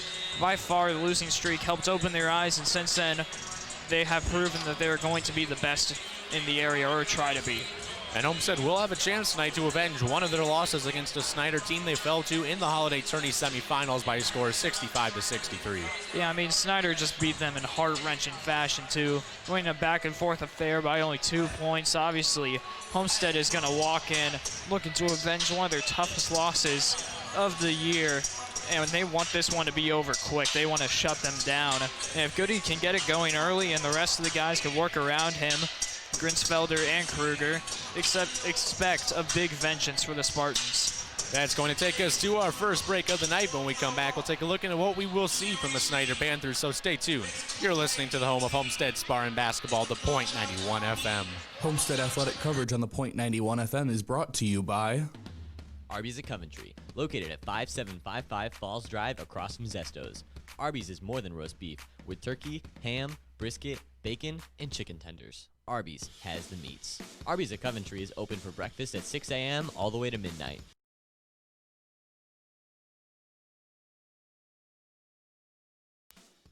Casa Italian Restaurants, family owned and operated since 1977, with 4 Fort Wayne locations: West Jefferson Boulevard, DuPont Road, Parnell Avenue, and Stellhorn Road. Featuring the Casa Burro salad, wood-burning brick oven pizzas, and over 30 pasta selections. Dine-in or carry-out available, or let Casa cater your next special occasion. Find more information at CasaRestaurants.com or by following Casa on Facebook and Twitter. Casa Italian Restaurants, a proud sponsor of WCYT Sports broadcasts.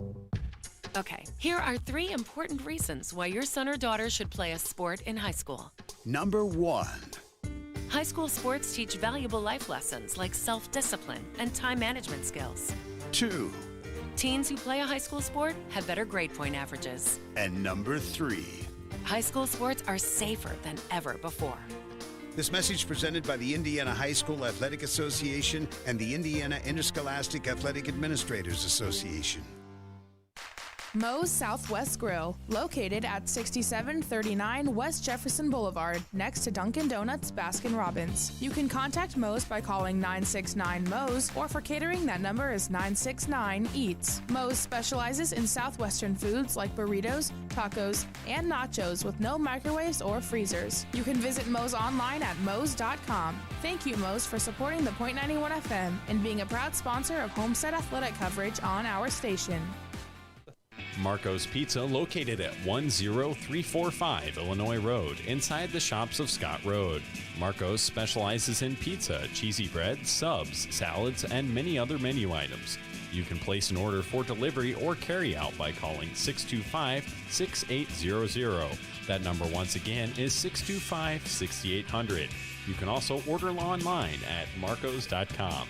Thank you, Marcos, for supporting the Point 91 FM and being a proud sponsor of Homestead High School athletics coverage on our station. We all come together and stand together to serve our veterans. We invest in the latest technology. We take the time to train the next generation of doctors and nurses. We work together to make sure we heal their bodies and their minds. This is our mission. More than 300,000 of us working as one, together with families and loved ones. No matter where they live in this country, we'll be there. We stand strong, united. Stand with us in caring for our veterans. And now let's head back out to the gymnasium for more Homestead Spartan boys basketball right here on the Point 91 FM. Welcome back live to Homestead High School for this matchup between the Homestead Spartans and Snider Panthers. I'm Donnie Harmon alongside Braden Carroll. Continuing on here in this Casa Restaurante pregame show. And Braden, the Snider team beat Homestead the last time out 65-63 behind 31 points from Michael Ely. What can we expect to see from the Panthers tonight? Well, we can obviously see Ely again. He is just a dominant player for the Snider Panthers team. 20.5 points per game. That's not something you see common, especially in this area where most teams are very balanced. He's got 6.9 rebounds as well. He's a very tough player on the wing. And another dominant player is Dylan Duff. He is just an absolute machine on the small forward position. He's got over 18 points per game and 8 rebounds per game. Both of them just dominate both on the board and in the bucket. They will definitely be two incredibly strong players that Homestead need to focus on. And you mentioned Michael Ely, Dylan Duff. Homestead's going to have to limit the impact of them in this game. They come out on top because they're one of the best duos in the state. Yeah, I mean, to slow them down is really to slow down the entire team. I mean, they might make up about half of the Panthers' offensive output. They will be huge factors in today's game if they aren't shut down early. Luckily for Homestead, they know what to expect from them. I mean, they've already played them. They've already seen how dominant they are inside range and in the paint. And I mean, if they can just take what they can pretty much roll over the Snider offense if they seem to cut their efficiency. Michael Ely, Dylan Duff, two players going to be big tonight. Michael Ely averaging 20.5 points per game for the Snider. Rebounds. Dylan Duff averaging about 18 and 8. Two dynamic players, two elite athletes in Northeast Indiana. We're going to take another break. When we come back, you'll get the chance to hear my sit-down with Homestead head coach Chris Johnson. So stay tuned. You're listening to the home of Homestead Spartan basketball, The Point 91 FM.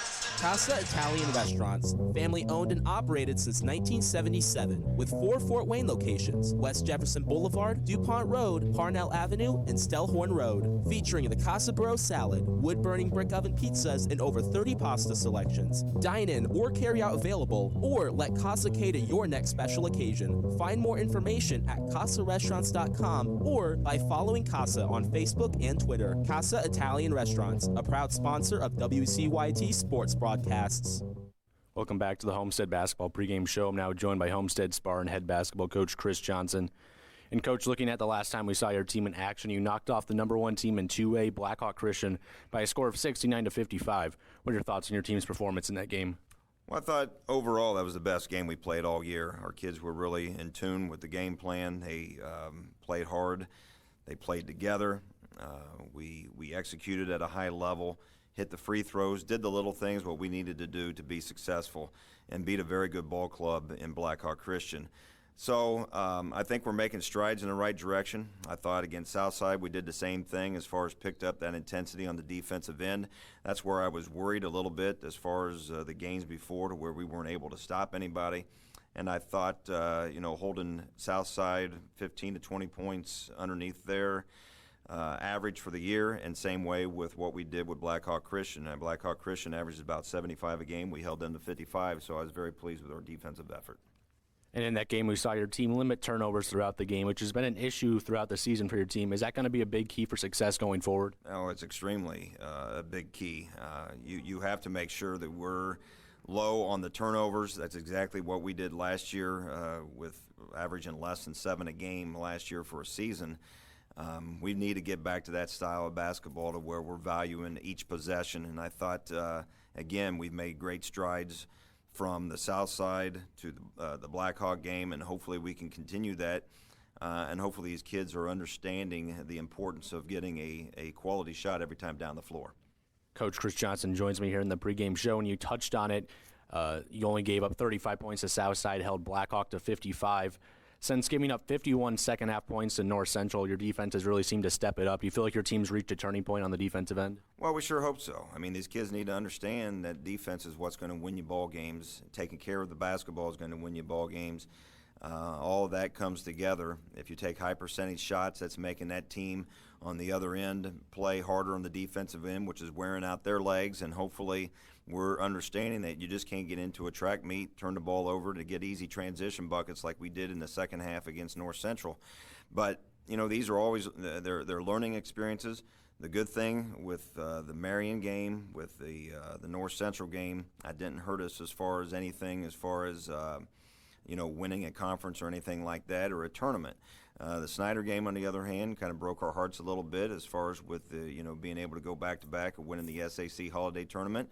But like I've said all along, if you're asking me the two that I'd rather win, it would be the regular season SAC, and hopefully our kids understand the importance of each and every game.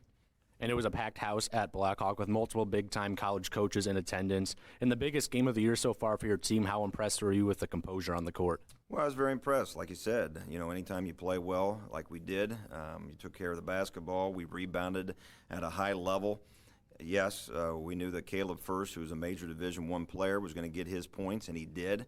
You know, anytime anybody can shoot, I think he was 9 of 11 or 8 of 10 from the field, 9 of 10 from the free throw line. You know, he had his 25 points, but I thought that Grimsfelder, Archibald also guarded him. We doubled him. We contained him the best we possibly could. But like I said before, we made sure that others didn't get theirs. We understood he was going to get his, but make sure that we limited the second and third opportunities as far as on the offensive boards. And that's something that we struggled with the last time we played Snider, where they had second and third opportunities. And getting more possessions. So we're going to have to make sure we limit their possessions, and hopefully we'll do so tonight. Once again, I'm joined by Coach Chris Johnson here in the pregame show. Looking at tonight's opponent, the Snider Panthers, you lost to them by 2 points in the SAC Holiday Tourney semifinal. What do you want to do? What do you want to do differently against them this time out? Well, we got to make sure again we take care of the basketball. We execute at a high level. We keep them off the boards. We've got to know where Ely is. Ely had 31 points on us the last time we played him. We can't allow that again. He shot the ball extremely well, so we're going to have to figure out where he is and know and make sure that we're getting a hand up in his face to where he's not getting those easy looks like he did the first time around. You mentioned Michael Ely went off for 31 against your team last time. He exploded from beyond the three-point line, hitting 6 3-pointers. He shot under 30% on the year from three. Do you still game plan him the same way you did the last time out? No, I mean, we're going to do something a little different than we did the first time around. We've got to make sure we know where he is. He had half their points. I mean, he had 31 of their, I don't know what it ended up, 65 to 63, something like that. So we can't allow somebody to have 30 points in a game. That's just uncalled for. And, you know, the 3 games we've been beat by this year, those individuals from Marion, from North Central, from Snider all had big-time games, and we've got to make sure that we limit that. Finally, Coach, and get a few keys to Homestead Spartan victory tonight. Take care of the basketball, make every possession big, and make sure that we limit their possessions as far as the offensive boards.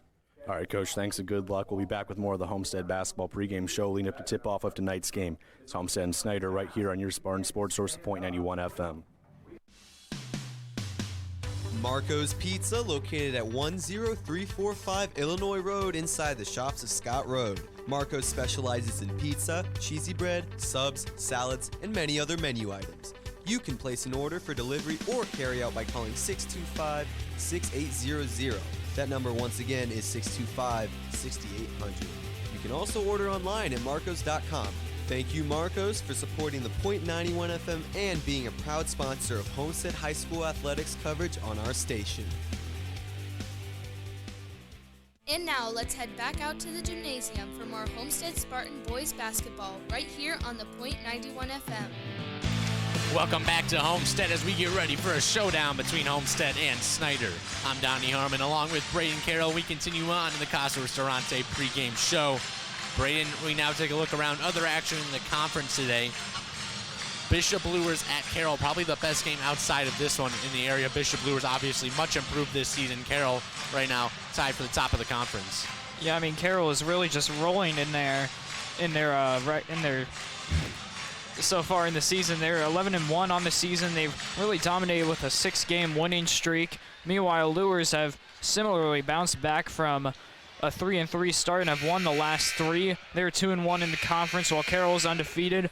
But let's make it 4-0 for Carroll in the conference. I'll give them the victory over a really tough Lures team.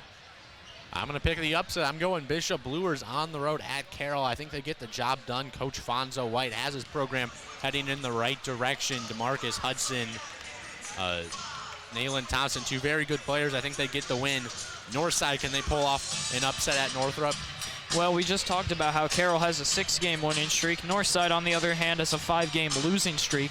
They're 1-9 on the season. It's been really tough so far for them. Meanwhile, Northrop kind of in the middle of relativity between who's really good in this conference. They're 1-3 so far in the SAC.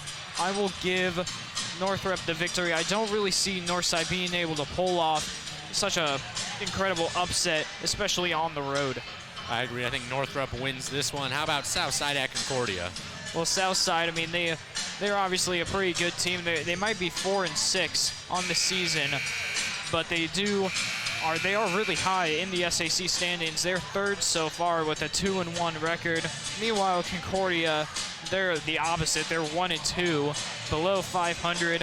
I'll take Southside in a victory to push them closer to maybe breaking in to the first spot. I agree with you, Southside. I think they get the job done. King Cameron Mitchell has a big game coming off a win against a Jalen Blackman-less Marion team. And how about Wayne and a Bishop Dwenger team, 2-9, not what they're used to.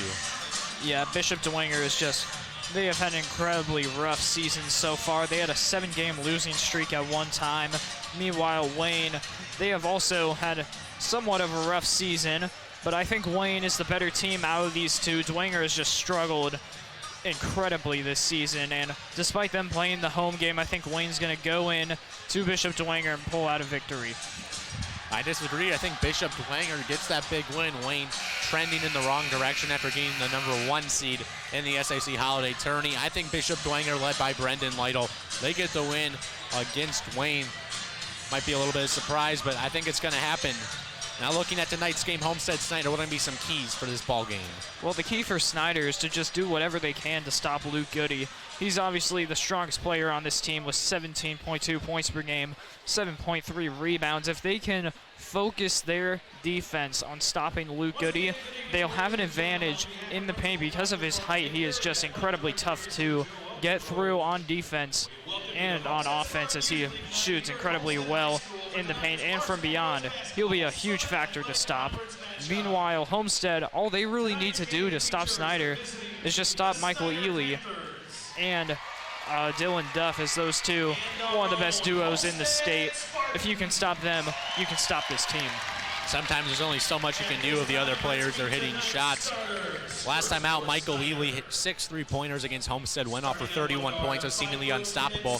Shooting about 24% on threes on the year. Is one of the better players in the area, but has struggled shooting the ball from deep. So if he's not able to get going from beyond the arc, that could be trouble for Snider. Yeah, it could be, but if he can shoot well from beyond, it will spell trouble for Homestead. Homestead has really struggled against teams that shoot consistently from the 3-point arc, as we saw from the Marion defeat early in the season. I mean, for Snider, their offense really depends on whether or not they can hit those 3 balls, because if they can, they could be able to pull out a victory. If they can't, Homestead will be able to circle around them and pull it out at home. Homestead last time out against Snider. Luke Goody didn't have his best game of the season, didn't score as much as he's used to. He's going to have to play a little bit better than this one. I mean, I would expect him to play a lot better, especially after coming off of an incredible game against Blackhawk Christian. He's also, of course, got a little bit of confidence on him after getting an offer from Michigan State after that game. He's going to walk into this game with just a head of confidence. He should be able to pull together an incredible game. Nothing like getting an offer from the premier program of the Big Ten, as they've surmounted IU in recent years. Michigan State now the face of the Big Ten Conference. Outside of Goody, who are some players from Homestead you have an eye on? Well, you obviously have to watch Zach Kruger. I mean, a lot of teams overlook him because of his height, but he really knows what he's doing. He just gets through and is able to score incredibly consistently from the 3-point arc, especially shooting 45%, 16 of 35. He's a great shooter, 12 points per game. He is one player that they need to watch. Another one, obviously, Alex Grinsfelder. Incredibly tough, 6 rebounds per game, 10.7 points per game. Those two, if you can't stop Goody, you got to stop them. Both teams huddling up, getting ready for tip-off of tonight's ball game. Homestead, Snider. Homestead 8-3, coached by Chris Johnson. Snider 9-3, coached by Jeremy Roush. Two of the top teams in the conference doing battle. Homestead 3-0 in conference play. Snider 2-1. Their lone loss to Wayne on the road without Michael Ely in that game. It'll be interesting to see if Snider able to compete for a conference title down the stretch as we get set for tip-off here at Spartan Arena on the campus of Homestead High School. 8 minutes on the clock, 32 minutes to decide if Homestead can stay unbeaten in conference play. Grinsfelder, Ely to jump.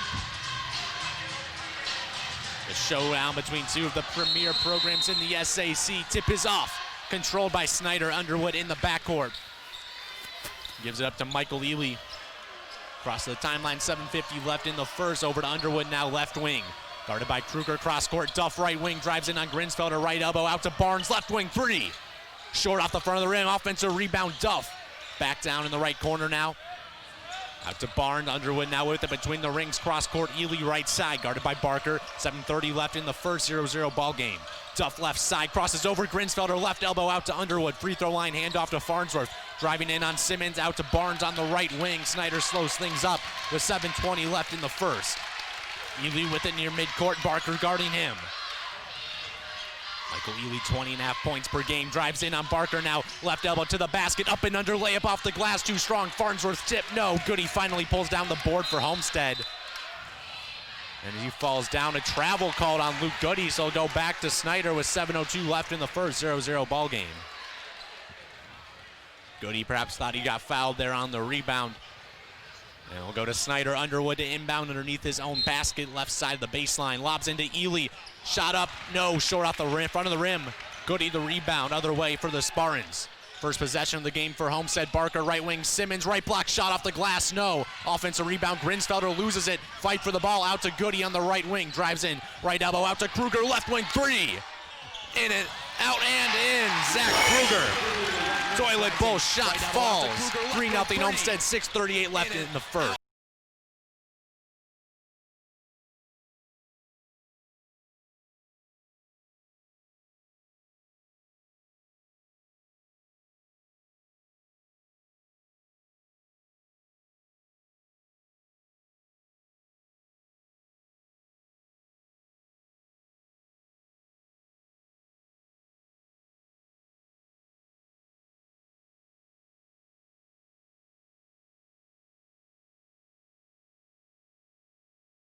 Catches it though. Inside Grinsfelder posting up Farnsworth, left block.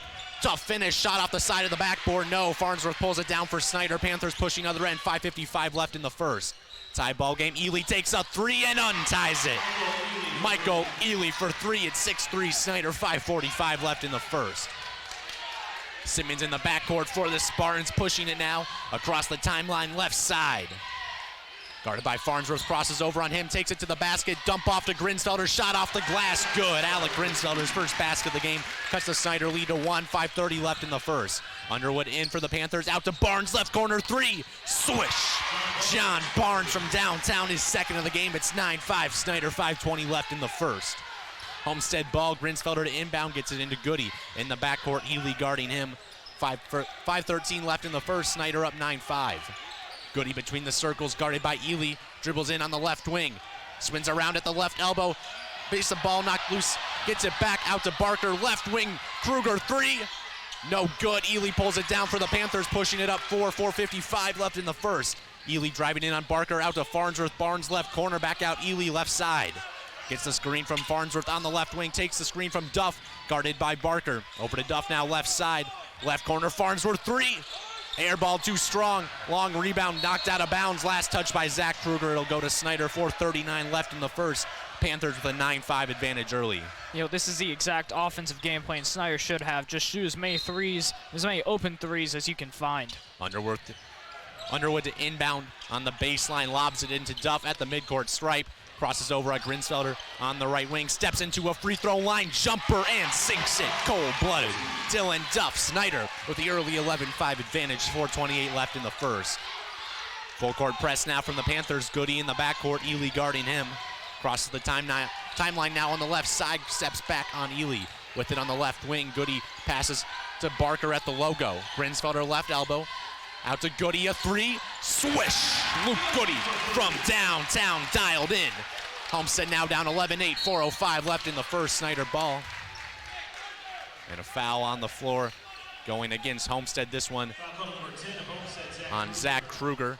That'll be his first. Snider ball, 4:05 left in the first. They have an 11-8 advantage. Farnsworth will inbound for Snider. They hold a 3-point advantage early in this ball game. Inbound to Underwood, goes back to Farnsworth, back to Underwood left side. To Farnsworth, top of the key, dribbles in on Simmons, spins around him. Floater blocked by Simmons. Goody with the rebound. Homestead ball, 3:50 left in the first. Kruger pushes it down court to Barker, loses it out of bounds. A turnover on Homestead will go to Snider, 3:51 left in the first. Panthers holding the 11-8 advantage. Barnes inbounds to Ely in the backcourt. Michael Ely, 3 points on the game. Crosses the timeline now with 3:40 left in the first. Snider, the 3-point advantage, looking to extend that. Takes a screen from Underwood, top of the key, picks up his dribble. Duff now left wing. Jab step on Grinsfelder, takes a screen from Ely, dribbles to the right elbow, out to Barnes, right wing. Pump fakes, spins in on Goody, right elbow, out to Duff now. Duff takes a screen from Barnes, loses it, but a blocking foul called. I believe this will go on Alec Grinsfelder. I think that'll be his first. 11-8 Snider, 3:24 left in the first. Panthers ball. Elijah Wimby into the game for the Panthers. Jake Archwell, Patrick Rodenbush in for the Spartans. Barker takes a seat. Farnsworth checks out for Snider. Grant Simmons also out of the game for Homestead. Underwood to inbound for the Panthers, right sideline. Into Ely near the midcourt stripe, 3:20 left in the first. Snider with the 11-8 advantage early. Barnes right wing now driving baseline on Goody, cut off. Out to Duff on the right wing. Crosses over, Grinsfelder takes him baseline. He's fouled on the floor. Will they count it? No shot, I believe. They will count the basket and one. So Snider leads 13-8, 3:13 left in the first. Quinn Harmon into the game for Homestead. Zach Kruger checks out. Dylan Duff to the line for one free throw. 66% free throw shooter on the year. Snider leads 13-8, 3:13 left in the first. Duff's free throw rims around, out. Goody pulls down the board. Homestead.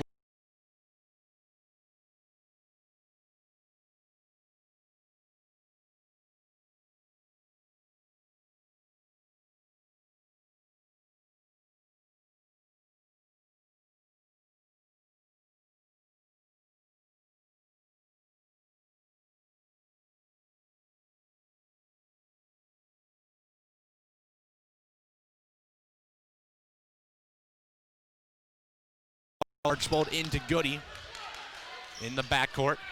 Goody crosses the timeline, still just 3 points on the game. Rodenbush at the midcourt logo. Over to Archbold, right side, guarded by Wimby. Down low, Grinsfelder, right block, lowers his shoulder on Ely and puts it up and in. Alec Grinsfelder, the two. 15-10 Snider, the lead, 2:20 left in the first. Duff, other end, the three ball, he hits it. Dylan Duff from the left wing sinks it. Snider, 18-10, 2:12 left in the first. Homestead with it. Goody in the backcourt, 2:07 left in the first. Crosses the midcourt stripe on the left sideline. Rodenbush at the logo now. Archbold, right wing. Harmon right side, over to Rodenbush, top of the key. Rodenbush pivots, gets to Grinsfelder on the right wing. Dribbles in on Duff, out to Archbold. The pass goes to the backcourt. And over and back, a turnover, and Snider has it up 18-10, 1:48 left in the first. Aiden Lambert checks in for Snider. Jayshon Underwood to the bench. Snider a chance to make it double digits. 1:48 left in the first, 8-point advantage. Wimby to inbound left sideline for Snider.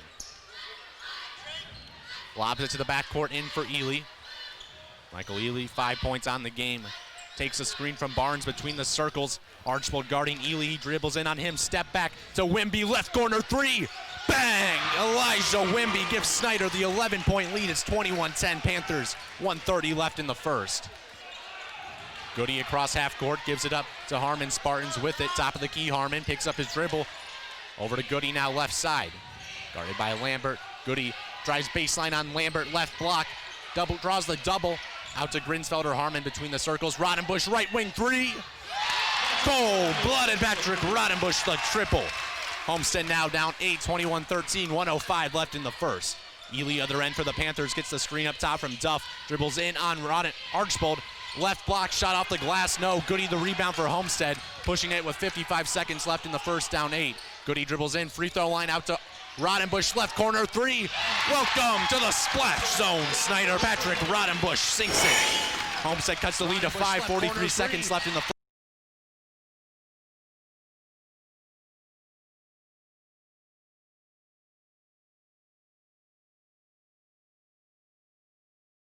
To the game for Homestead, Quinn Harmon to the bench. Homestead responding well to the Snider 11-point lead as Jay Sean Underwood checks back in for Snider. John Barnes to the bench. Full court press from the Panthers. Archbold to inbound for the Spartans. Chance to make it a one-possession game after trailing by 11. Little 5-0 run or 6-0 run from Homestead. 2 Patrick Rodenbush threes. Goody across the timeline now with 30 seconds left. Rodenbush left side with it top of the key. Archbold on the right wing. Out to Grinsfelder. Cross-court pass, Goody left side. 20 seconds left in the first. Homestead down 21-16. Goody near the midcourt logo. Guarded by Ely. 13 seconds left. Goody drives in on Ely, steps back, takes a contested 3. Off the side of the rim, out of bounds. Last touch by Homestead will go to Snider. 5 seconds left in the first. Snider with a 21-16 advantage. Underwood inbounds to Lambert in the backcourt. 4 seconds. 3 as he crosses the timeline. 2 seconds. Lambert handoff to Wimby. Deep 3 at the buzzer. No. At the end of the first quarter, your score is Snider 21, Homestead 16.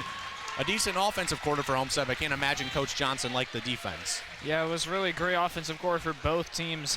And we know that Homestead really struggles with their perimeter defense. That's what we saw out of the game against Marion. I like to reference that a lot when we talk about perimeter defense, and so far Snider has really exposed that. They're getting a lot of shots from beyond the arc to land. John Barnes has 6 right now, Dylan Duff with 7, and of course Michael Ely with 5. Those 3 are really just knocking down those threes very consistently, and Homestead's knocking down some themselves. They were down 21-10 at one point heading into the second quarter. It looked like it would stay that way, but Alec Grinsfelder and Patrick Rodenbush both hit 2 crucial threes to make it a 5-point game. And Homestead right now, a lot of 3 balls falling. They're going to have to get some more points in the paint.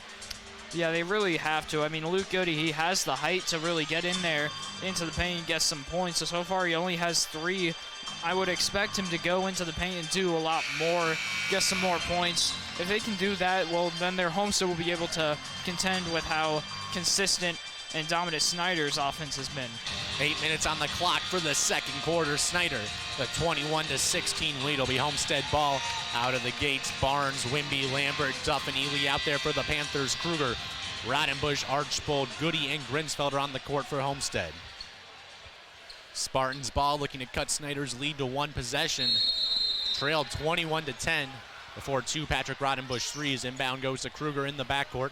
Snider will back off as Kruger crosses the timeline at the midcourt logo. Top of the key, dribbles in, left elbow, steps back out to the left wing, picks up his dribble. He's trapped, handoff to Goody now left side. Goody just 3 points in the first quarter. To Kruger, top of the key. Rodenbush right side now with it. Beyond the arc to Kruger. Archbold left wing, guarded by Lambert to Grinsfelder, left block, draws the double. Grinsfelder posts up, shot off the glass, up and in. Strong finish from Alec Grinsfelder. Homestead now down 3, 21-18, 7:25 left in the second. Panthers ball. Wimby left side, steps out to the Spartan logo, picks up his dribble. Ely now with it. Ely guarded by Archbold. Dribbles on the right sideline, steps into a deep 3. An air ball out of bounds. Duff tries to save it. A no-go. It'll go to Homestead. 7:09 left in the second. Spartans chance to tie it up. Down 21-18 as Preston Barker checks in for Alec Grinsfelder. Grant Simmons coming in for Jake Archbold. 7:09 left in the second. Homestead down 21-18. Grant Simmons to inbound for the Spartans. Snider showing a full court press out of the dead ball. Simmons can't find anyone, eventually gets it into Rodenbush in the backcourt, guarded by Lambert. Still in the backcourt, Rodenbush crosses the timeline now. Goody on the right wing, guarded by Ely. Finds a cutting Kruger, mid-range jumper, no good. Duff pulls down the board. It's knocked loose. Hits the bottom of the backboard. The last touch by Preston Barker. It'll go to Snider. 6:55 left in the second. They're up 3 as Isaac Farnsworth checks in for Aiden Lambert. Snider ball, 6:55 left in the second. They have a 3-point advantage. Haven't scored for a few minutes now. They led 21-10. Wimby on the right wing. Cross court, Farnsworth left side now with it, guarded by Rodenbush. Pass to a cutting Ely, not on the same page, out of bounds. It'll go to Homestead, 6:42 left in the second. Spartans down 3. And although there was a pretty messy turnover, that was only the first so far for Snider. Outside of a few fouls, their defense has really played, or their offense has played a very clean game. Simmons to inbound. Passes to Rodenbush in the backcourt. 6:40 left in the second. Spartans a chance to tie down 3. Rodenbush across the timeline at the midcourt logo. Barker left side. Drives in on Duff. Barker at the rim. Fouled by Dylan Duff. A blocking foul. They'll go on the floor. 6:33 left in the second. Homestead down 3 to Spartans ball. Kruger to inbound underneath his own basket with it on the baseline. Zach Kruger passes into Barker, left corner, hands it off back to Kruger. Takes a screen from Goody, left wing with it now. Feeds it to Goody, baseline, spins around. Wimby on the left block, shot off the glass, up and in. Nice finish from Luke Goody. Homestead down 1, 21-20, a 10-0 run from Homestead, 6:20 left in the second. Panthers with it, Ely right side, hand off to Duff now. Top of the key, guarded by Simmons, crosses over, free throw line, pull-up jumper in. Dylan Duff on fire right now. 23-20, Snider, 6:05 left in the second, Homestead ball. Simmons to inbound, gets it into Kruger. Snider backs off the press as Kruger takes it up the court across the timeline now, right side. Guarded by Wimby, takes a screen from Goody, right sideline with it now. Free throw line out to Barker, left side. Goody, top of the key, guarded by Wimby, dribbles in, free throw line, handoff to Kruger. Top of the key, drives in on Wimby. Kruger gets it knocked away, stolen by Snider. Duff has it, 5:40 left in the second. Duff, other end, pushing it, dribbling in, off the glass, no. Farnsworth offensive rebound out to Wimby, left wing. Ely, top of the key, mid-range jumper, up and in. Michael Ely, the contested shot. Snider leads 25-20, now a 4-0 run after allowing a 10-0 Homestead run. 25-20 left in the second, Spartans ball. Kruger across half court at the timeline. Over to Simmons, left wing. Rodenbush left corner to Goody. Baseline posting up. Ely, tough shot off the glass. No. Keeps it alive, but Duff is able to corral the board for the Panthers. Snider with it up 5. 5:05 left in the second. Other end, Ely's pass too high for Barnes, out of bounds. Will go back to Homestead. As Jordan Moore checks in for Snider, John Barnes heads to the bench. And Alec Grinsfelder heads in for Homestead. Preston Barker takes a seat. 5:04 left in the second. Homestead down 25-20. Grinsfelder inbound goes to Kruger in the backcourt. Zach Kruger just 3 points on the game. Homestead looking to hold a 4-0 little spurt from the Panthers. Kruger between the rings over to Simmons, right side now. Takes the screen from Rodenbush.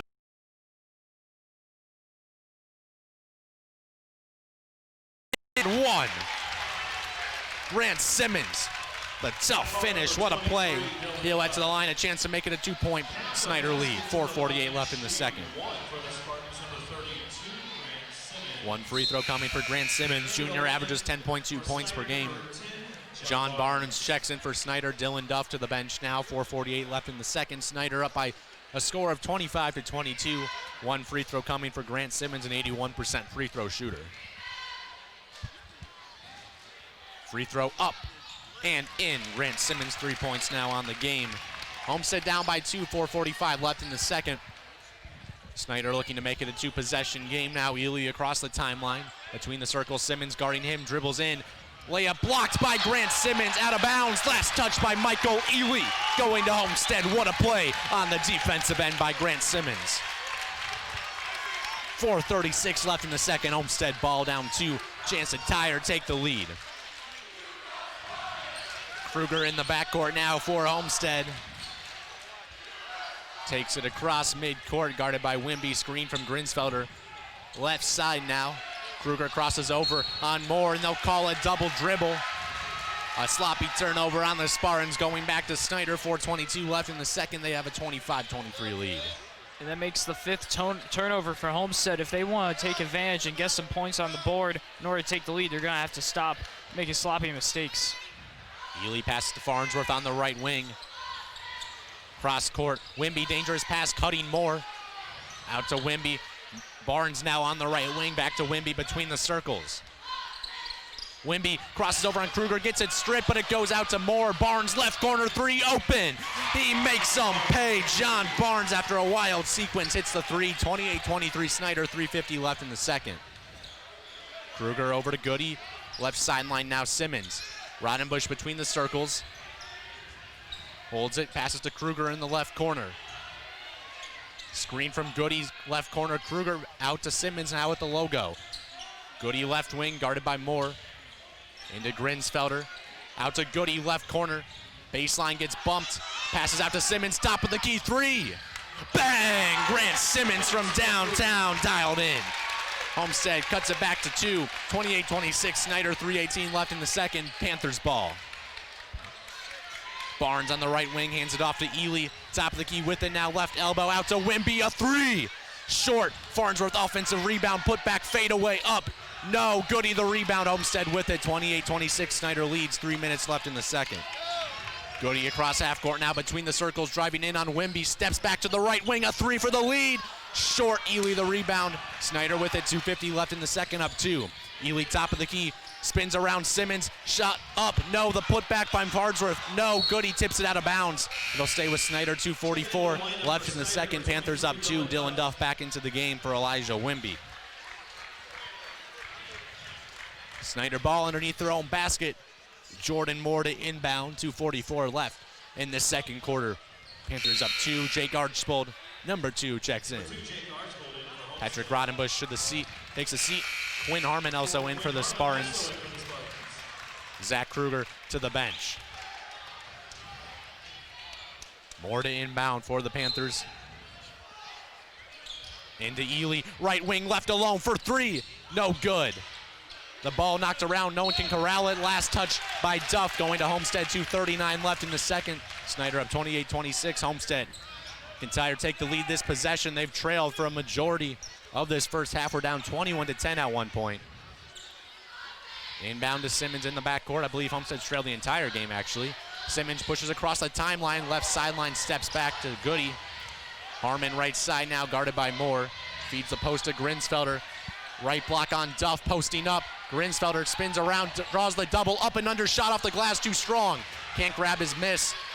And Farnsworth pulls it down for Snider. Timeout called by Snider. Coach Jeremy Roush wants to talk things over.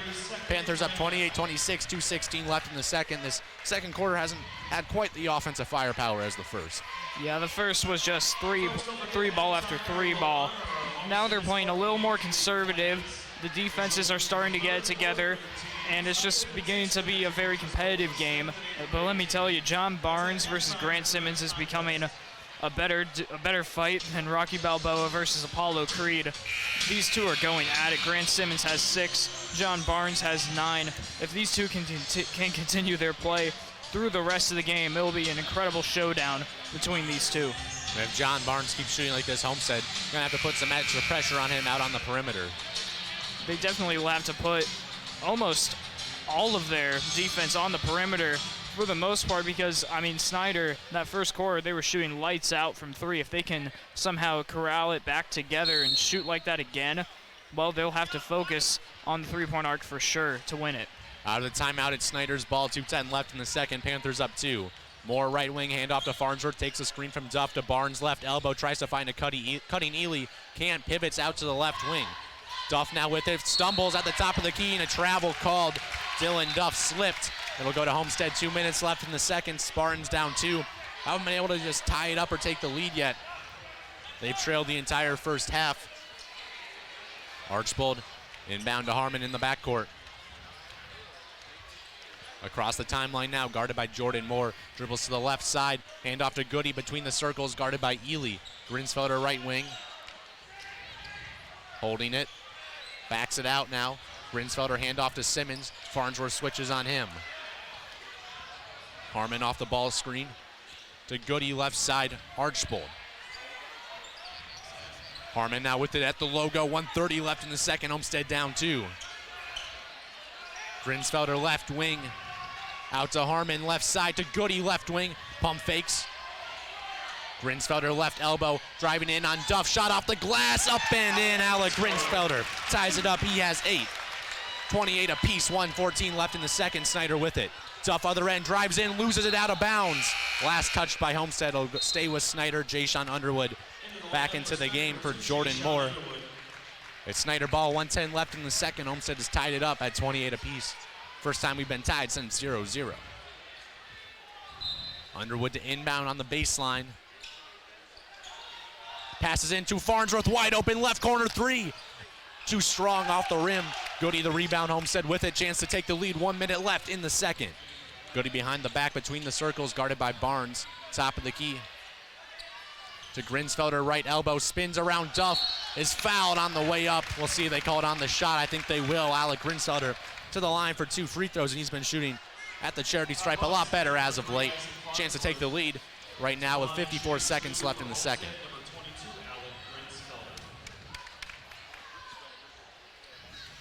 .54 seconds left.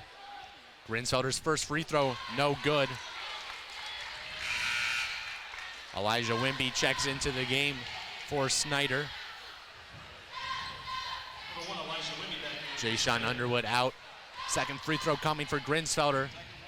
This one rims around and falls. He has 9 to lead the Spartans. They lead 29-28 now, 50 seconds left in the second. Homestead trailed by as much as 11 at one point. Barnes at the logo to Duff, left wing, guarded by Grinsfelder. Had it cutting, Barnes couldn't find him. Crosses over on Grinsfelder, dribbles in, spins around him. Hook shot up, in and out. Grinsfelder the rebound, Homestead with it. 35 seconds left in the second, up 29-28. Harmon across half court now, right sideline back to Goody at the logo. Grinsfelder left side. Hand off to Harmon. Left wing, Harmon backs it out. 15 seconds left in the second. Homestead up 1. 12 seconds, Harmon at midcourt. Passes over to Goody, left side, 10 seconds. 8 seconds, Goody dribbling near midcourt. 5 seconds, left wing, crosses over, dribbles in, steps back. Out to Simmons, right wing 3 at the buzzer, yes! Grant Simmons from downtown gives Homestead a 4-point lead and all the momentum heading into half. It's 32-28 Spartans. That is absolutely cold-blooded by Grant Simmons. An incredible shot to end.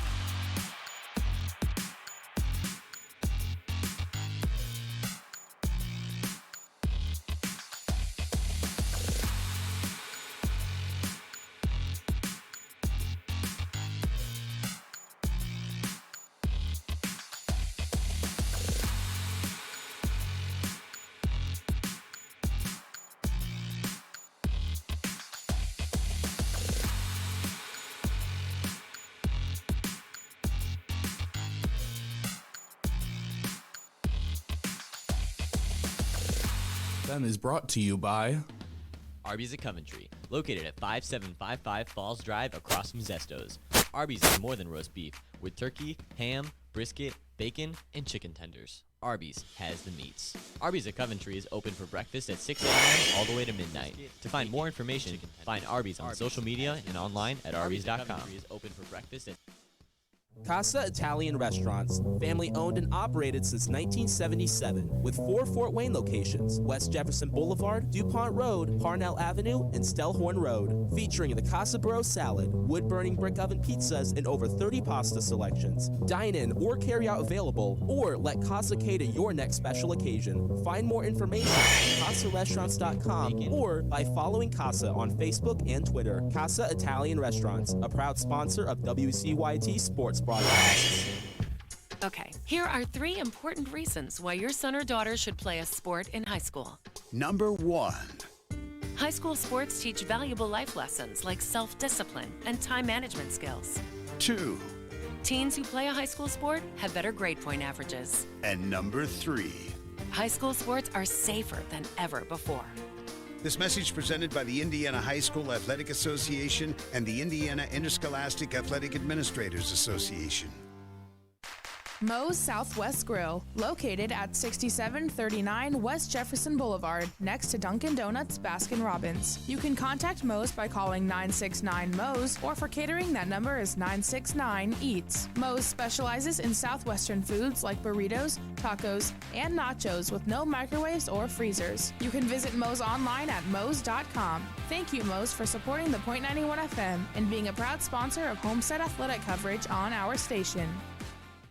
Marco's Pizza, located at 10345 Illinois Road, inside the shops of Scott Road.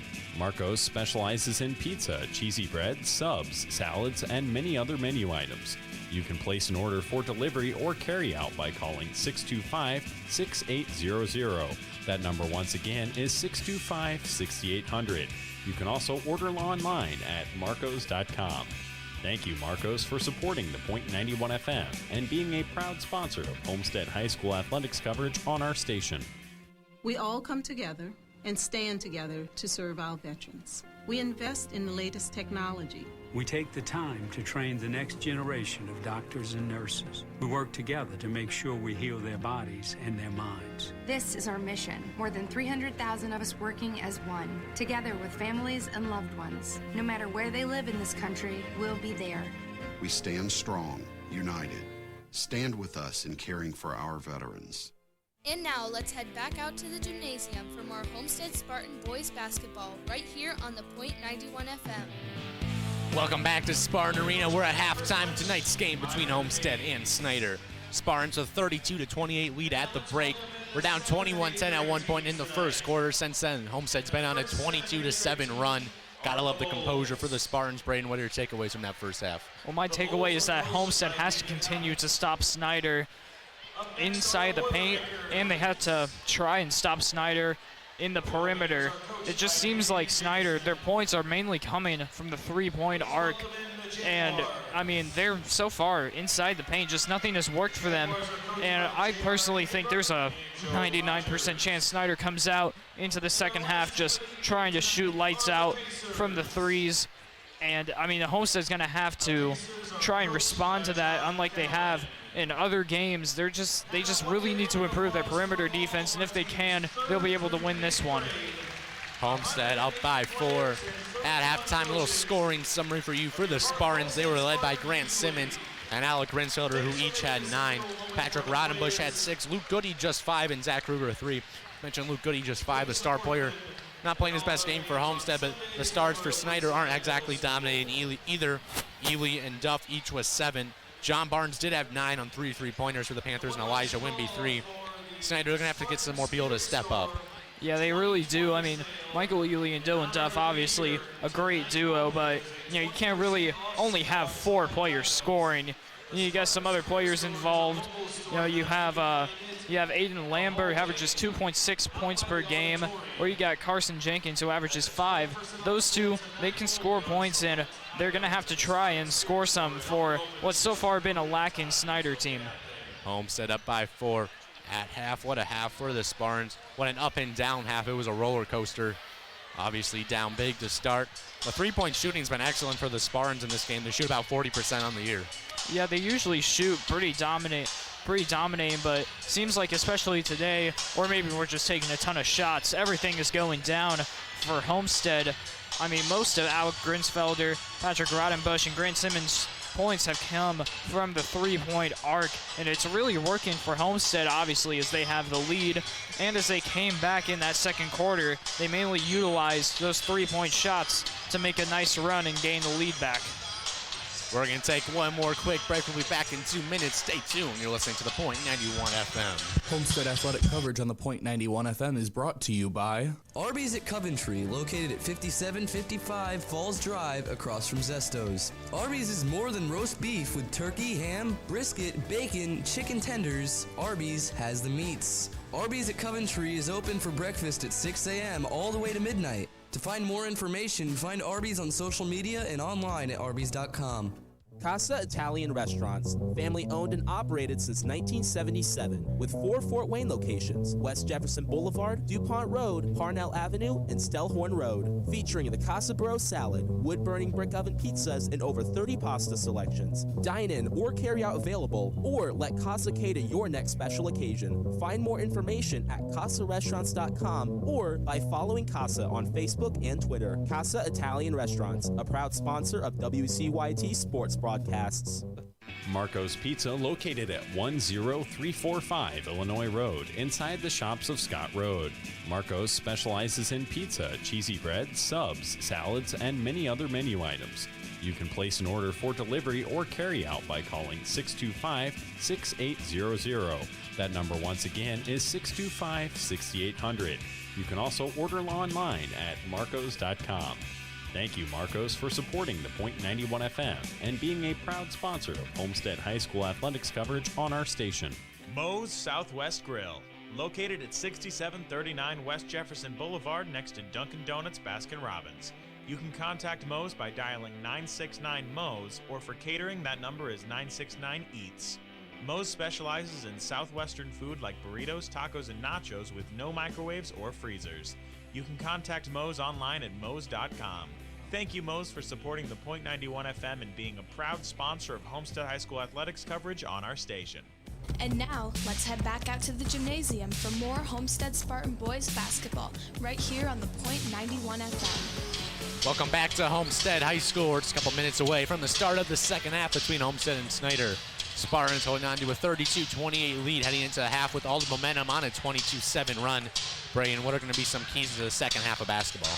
Well, obviously the key for Homestead is just to keep that run going. They shot incredibly well in that second quarter. They obviously need to continue doing that, and their defense just needs to continue to try and stop Snider. I mean, I believe they were only held to 5 points in that second quarter, as in the first they were up 21-10. Then Homestead just got it going on both sides of the court. If they can just continue to keep it rolling, well, then this game will be over pretty quickly. Meanwhile, Snider, they just need to find a way to end the run. They need to get some shots up there. I would personally think that they would shoot some more perimeter shots, as those were landing incredibly well in the first quarter. If they can do that, well, then this game will continue to be close. Really, it's a matter of who does which right move first. Luke Goody held to just 5 points in the first half, but Homestead had players to pick him up. Alec Grunsfelder, Grant Simmons, each was 9. Zach Kruger was limited to just 3 as well, but Grunsfelder, Simmons, Rodenbush all there to hit big shots. 8 minutes on the clock to start the second half. It'll be Snider ball. First, Homestead out there with Kruger, Barker, Grunsfelder, Simmons, and Goody. Snider with Underwood, Barnes, Ely, Duff, and Farnsworth. 16 minutes to go, 16 minutes to determine the winner of this rematch from the SAC Holiday Tourney Finals. Snider won that game 65-63. Inbound goes to Underwood across half court now between the circles. Duff right side. Back to Underwood, left wing, left alone. They're letting Underwood shoot if he wants. He doesn't. Drives in, though, on Kruger. Shot off the glass, up and in. The strong finish from Jay-Sean Underwood. Homestead's lead cut to 2:32-30, 7:40 left in the third. Kruger in the backcourt. Spartans with it. Cross half court now, left side. Kruger on the left wing. Over to Goody now, between the circles. Luke Goody with it. Grunsfelder left wing. Drives in on Barnes, spins around, left elbow, draws the double out to Simmons. Barker now left wing. Dribbles around now between the circles, handoff to Simmons. 7:10 left in the third. Homestead up 32-30. Simmons drives in on Farnsworth, a blocking foul called on Isaac Farnsworth. His second foul. Farnsworth averages about 10.5 points per game, scoreless in this one. Quinn Harmon checks in for Homestead. Zach Kruger to the bench. Harmon inbound left sideline for the Spartans. 7:08 left in the third. Homestead up 32-30. It's it in to Grunsfelder. Hands it off back to Harmon. Screen from Barker, right side. Right corner, Harmon picks up his dribble, pivots, gets to Goody now, right sideline with it. Ely guarding Goody. Dribbles into the free throw line, handoff to Barker. Finds a cutting Goody, now on the left block, gets it knocked away by Underwood. Recovers it, Goody into the paint, dumps it off to Grunsfelder. He lays it in, what a find from Luke Goody. Grunsfelder in double digits, it's 34-30, Homestead 6:43 left in the third. Panthers with it. Underwood crosses over on Harmon, out to Barnes, left wing. Drives on Goody, layup off the glass, too strong. Underwood can't corral the offensive rebound. Barker with it for Homestead now. 6:30 left in the third. Homestead up by 4. Simmons left wing, drives baseline on Farnsworth, left block, loses it, tips it out of bounds. Last touch by Homestead will go to Snider. 6:24 left in the third quarter. Timeout called by Snider. Coach Jeremy Roush talking things over with his troops. Homestead up by 4. A little bit of momentum both ways to start the second half. No one really gained a clear advantage so far. Yeah, it was mainly just back and forth for that first minute and a half. Kind of what I expected heading into this. Obviously, Homestead will want to keep their run going. Meanwhile, Snider doing whatever they can to stop it. I mean, what Snider needs to try and do is force some turnovers. Homestead had 5 in that first half. If they can do that, they'll be able to get the ball. Well, man, that was a Booger McFarland reference. They'll be able to get the ball, but if they can continue to get turnovers, they'll be able to score a lot more points. To quote Booger, once John Barnes passes it in to Jayshawn Underwood here, he will become the offender. Underwood across half court now. Snider down 4, 6:20 left in the third. Duff right side, back to Underwood, top of the key, dribbles in, right elbow, out to Farnsworth, pump fakes, drives, passes out to Barnes, left corner, jab step in on Goody, out to Farnsworth, left corner, Duff left wing now, handoff to Underwood, top of the key, Barnes left wing, given some space, backs it out now, near the Spartan logo, Underwood on the left wing, guarded by Harmon, back to Barnes, handoff to Farnsworth on the left wing, over to Ely left side, Barker guarding him, 5:50 left in the third. Snider trying to cut it to a 1-possession game. Ely takes the screen from Underwood, drives right side. Back to Underwood, Barnes left corner 3. Yes, John Barnes, his 4th three-pointer cuts Homestead's lead to 1, 34-33. 5:35 left in the third.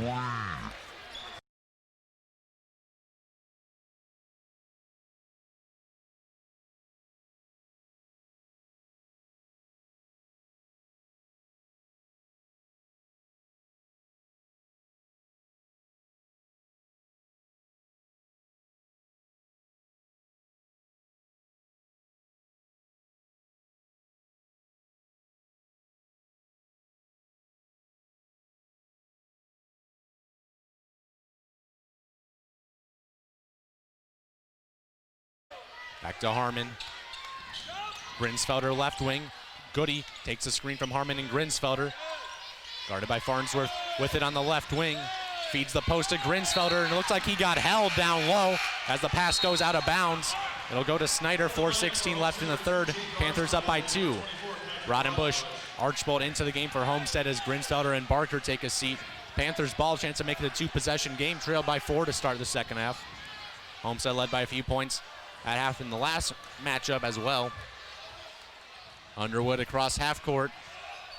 Right wing. Steps in, out to Ely now. Dribbling in on Archbold, a deep 2. Wide to the rim. Goody the rebound, 4 minutes left. Homestead pushing it down 2. Goody top of the key. Slows things up, takes it on Duff. Shot off the glass. Yes, but no shot. They'll call it on the ground, a foul. This on Dylan Duff. 3:56 left in the third. Homestead ball. Snider up 36-34. Harmon to inbound on the baseline for Homestead, looking to regain control of this game. Snider's hit some threes to go ahead. Inbound pass deflected out of bounds by Duff. It'll stay with Homestead. Elijah Wimby into the game for Snider. Wimby checks in, as it looks like Dylan Duff will head to the bench for Snider. Homestead ball, Simmons to inbound on the right sideline. 3:55 left in the third. Homestead down by 2. Simmons into Harmon. Right side. Harmon picks up his dribble on the right wing. Dumps it off for Goody. Right wing with it. Drives in on Ely into the paint. Out to Harmon. Rodenbush between the circles. Archbold left side. Simmons mid-range posting up Barnes. A blocking foul called on John Barnes. Second team foul on Snider. It'll stay with Homestead.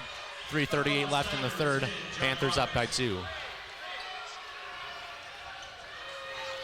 Homestead ball, Archbold to inbound for the Spartans on the baseline.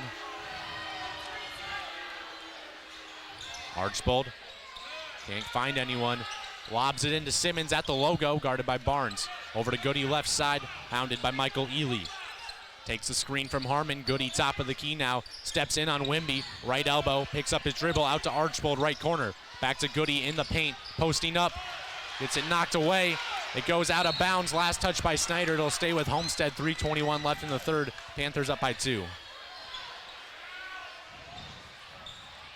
Homestead will inbound. Simmons right side. Passes into Harmon on the right sideline, guarded by Wimby. Over to Rodenbush at the logo. 3:15 left in the third. Goody right wing drives in on Ely. Baseline layup. Too strong. Missed the layup. A loose ball. Rodenbush gets the offensive rebound. Knocked away. Recovers. Handoff to Goody in the mid-range. Out to Harmon. Top of the key. 3. Too strong. A fight for the ball. Knocked out of bounds. Last touch by Homestead. It'll go to Snider. 2:59 left in the third. Panthers up 36-34.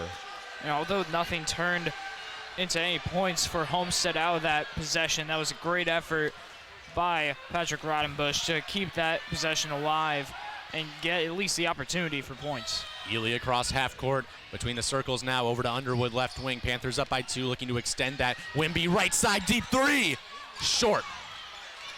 Ball knocked around. Ely gets it back. Top of the key. 3-pointer. No good. Tipped out. Ely gets another chance to Farnsworth left corner. 3. No. Tipped out again. Harmon finally corrals it for the Spartans. 2:28 left in the third, and Harmon's fouled in the backcourt by Isaac Farnsworth, his third foul. 2:28 left in the third. Homestead has it. Snider up 36-34. Man, you have got to hit those shots if you're Snider. You know that the perimeter defense for Homestead is lacking. You got, what was that, 3 wide open 3-pointers. You have got to nail those shots. None of them go down. Turns into a foul. Just a disastrous possession for the Panthers. Duff into the game for Snider. Farnsworth to the bench. Simmons checks out for the Spartans. Alec Grinsfelder in. He leads the team with 11. Homestead ball, 2:25 left in the third. Snider up 36-34. Homestead hasn't been a great offensive half. They've scored just 2 points in this third quarter. Goody left wing, takes a screen, drives in on Ely, spins around out to Rodenbush, top of the key. Harmon right side, Archbold right corner. Out to Harmon right side. 2 minutes left in the third. Grinsfelder top of the key. Hand off to Goody, free throw line, fadeaway jumper, yes! Luke Goody ties things up. 36 apiece, 1:50 left in the third.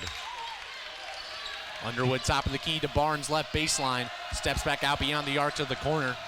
Swings it around to Underwood now. Top of the key, over to Duff, right elbow guarded by Grinsfelder. Spins around him, fadeaway jumper, short. Goody the rebound, Homestead with it. 1:35 left in the third, tied at 36. Goody left wing to Grinsfelder, left baseline guarded by Duff. Back out Goody, left wing, squares up a 3. Left is short, Wimby the rebound. Panthers have it, 1:25 left in the third, we're tied. Other end, Barnes, left corner 3. Short, Goody the rebound. Goody's been a monster on the glass this game. 36 apiece, 1:15 left in the third, Spartans ball. Goody takes a screen from Grinsfelder, left wing. Over to Grinsfelder, mismatch, he has Underwood on him. Left baseline, draws the double. Grinsfelder out to Rodenbush, top of the key 3. Short off the front of the rim, Archbold the offensive rebound. Layup off, up, an air ball, tipped out. Harmon corrals it for the Spartans beyond the arc. 55 seconds left in the third. Goody at the logo, probably the fastest third quarter I've seen. Harmon left side gets a screen from Goody, and Grinsfelder steps back out to the logo. Archbold right sideline, over to Grinsfelder now between their circles. Harmon's pass inside deflected, gets it back out to Grinsfelder. 38 seconds left in the third, tied at 36 apiece. Goody left wing drives in on Wimby. Left elbow steps back, takes it to the rim. Goody fouled on the shot. It was blocked by Duff, but a foul on Elijah Wimby. Goody to the line for 2. 30 seconds left in the third. 36-36. And it was 32-28 at halftime. This quarter, each team haven't scored a ton. Homestead just with 4 points. Snider with 8. Goody to the line has just 7 points. 76% free throw shooter on the year. Luke Goody, 2 free throws coming. The first is good. Jade Moore in for Snider. Grant Simmons in for Homestead. Quinn Harmon heads out. Michael Ely out for the Panthers. And Preston Barker set to check in for Homestead. Probably for Luke Goody. Goody's second free throw. In and out. Grinsfelder offensive rebound, loses it. Duffy corrals it. And a foul on Alec Grinsfelder. It'll go to Snider. 26 seconds left in the third. Homestead up 37-36. Preston Barker checks in for Homestead. Luke Goody to the bench. Spartans with a 1-point advantage. Snider a chance to reclaim the lead. Trailed by 4 at half. It was 32-28. Homestead struggled on offense this quarter. Both teams have. Underwood over to Duff, left side. He has 10 on the game. Duff top of the key over to Underwood. Dribbling around at the logo. 14 seconds left in the third. Snider holding for the final shot. Underwood dribbles in. Out to Duff, left wing. Free throw line in on Grinsfelder. Into the paint. Out for Moore. A three. It's good. Jade Moore hits the three. 39-37. Rodenbush a half-court heave at the buzzer. No. And at the end of the third quarter, Snider leads 39-37. Jade Moore wasn't even listed on the roster. I believe he's a swing player. And he has a big three to give Snider 3 points and momentum heading into the final quarter. Yeah, I mean, I thought definitely Snider should hold for the last shot right there. They didn't quite get the last shot, but it effectively was a huge shot to give Snider the lead heading into what should be a very crucial fourth quarter. And you would expect Homestead to come out wanting to retake it. And right now for Snider, a lot of people that aren't normally big three shooters hitting threes. He had Jade Moore just hit one. Dylan Duff, just only 9 threes made on the year. He has a couple in this game. So Homestead, they're going to have to start getting more offense, just 5 points in that third quarter.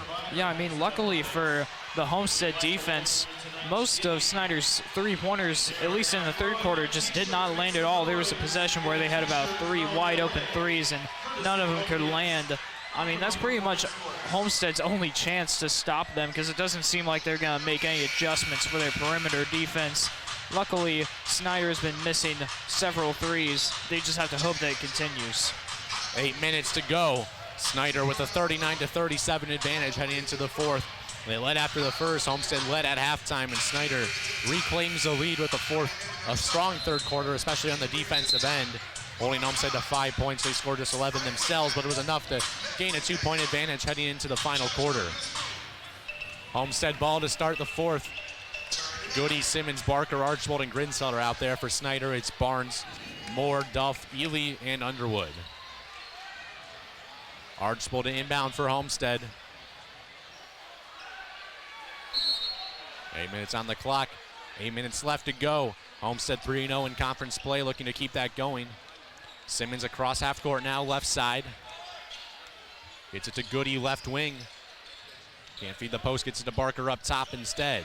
Top of the key to Goody, mid-range, spins around Moore, shot off the glass. No. Ely the rebound, Snider with it now. Ely left side, 7:38 left in the fourth. Snider ball up by 2. Underwood at the logo. Over to Barnes, left side. Back to Underwood. Mid-court logo with it. Jay-Sean Underwood, 2 points on the game. Duff, right side now, guarded by Grinsfelder. Top of the key, crosses over, takes the screen into the paint, and a foul will be called on the floor going against Homestead. This one on Alec Grinsfelder, his third. 7:19 left in the fourth. Snider up 39-37. And Alex Grinsfelder is such an important player for this Homestead team. He has 11 points so far. Definitely don't want him in foul trouble. Rodenbush in for Homestead. Preston Barker to the bench. Underwood to pass it in for the Panthers on the baseline. Can't find anyone, gets it into Moore. Right wing three. Yes, Jade Moore. Another three, and Snider leads 42-37, 7:10 left in the fourth. Archibald into Rodenbush in the backcourt. Pushing it now. At the logo, slows things up. Over to Archibald now. Right side, Homestead down 5. Snider all the momentum. Heading 3 after 3 this half. Archibald at the logo. Over to Goody, right side, guarded by Moore. Right wing with it. Goody, Rodenbush, top of the key, drives in, loses it, out of bounds, going to Snider. Another official steps in, they'll talk things over. 6:44 left in the fourth. Homestead down 42-37, and they'll change their mind, give it to Homestead. They'll say last touch by the Panthers. Homestead looking to avoid their second loss on the year to Snider.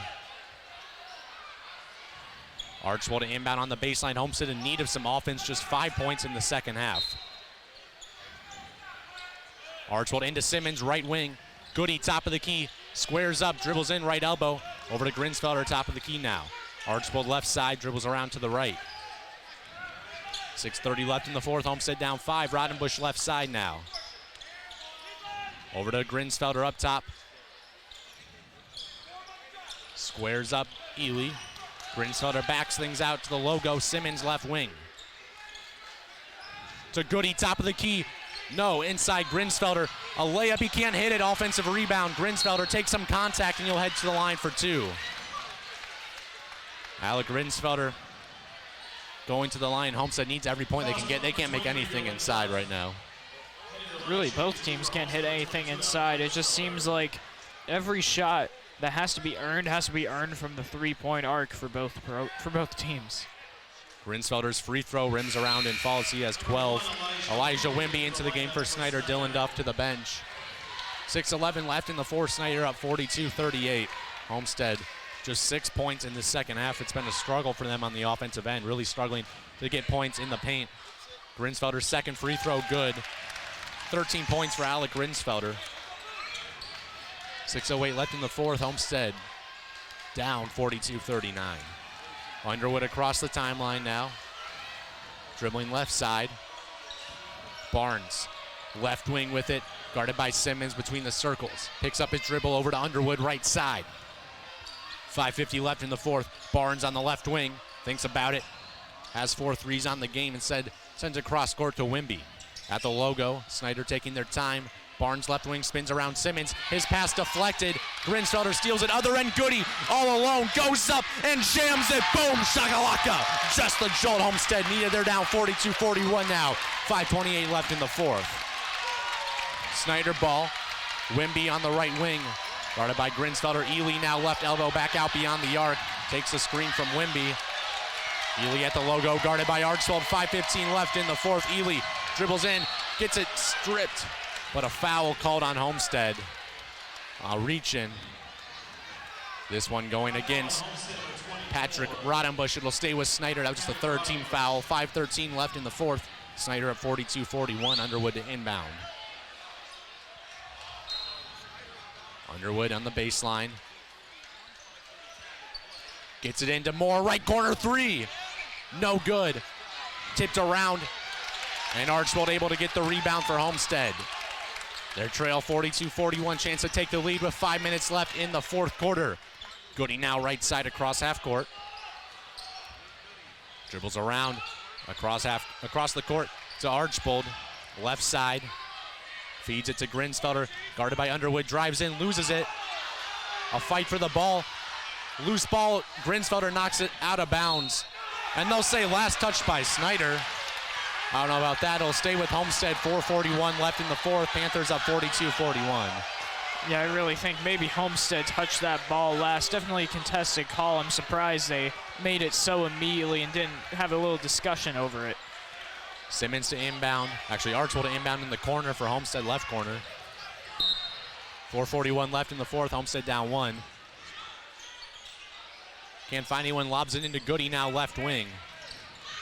Guarded by Moore. Feeds the post to Grinsfelder, draws a double and a foul going against Jayshon Underwood, a reach, and that's a 17 foul. 1-and-1 time for Alec Grinsfelder at the line. Big free throws coming, chance to tie or take the lead for Homestead. 4:36 left in this final quarter of play. It's been a back and forth thriller. Homestead Snider. You don't want to miss the ending of this one. Grinsfelder 1-and-1 free throw, left it short. Ely rebounds it for the Panthers. Snider with it now. Barnes across half court, left side. Over to Wimby, left corner, back to Barnes, left wing. Backs it out now. Near the half court stripe, guarded by Simmons. Underwood at the logo. 4:17 left in the fourth. Underwood takes a screen, drives in. Wimby, left corner 3. No good. Goody corrals it. Homestead ball, 4:10 left in the fourth, down 1. Across half court, Goody gets the screen from Grinsfelder, top of the key now. Drives in on Wimby, spins around in the paint, a fader up. Rims around, doesn't fall. Ely the board. Snider with it. 3:55 left in the fourth. Homestead just can't seem to get a basket. Just 4 points this quarter, 9 this half. 3:50 left in the fourth as Ely crosses the timeline. Panthers up 1. Wimby right side. Cross court, Barnes on the left wing. Over to Underwood, right side. Barnes now left wing, guarded by Simmons. Dangerous cross-court pass to Ely, caught. 3:30 left in the fourth. Snider up one, and a timeout called by Snider. Homestead, they got to get some buckets, but first they got to get a stop. Well, yeah, they got to get some. Well, first they got to get a stop, then they got to get the lead, then they got to make buckets. I mean, right now, Homestead, they're really trying to take the lead back, but Snider, they just won't stop putting up points. They're really putting up an excellent fight.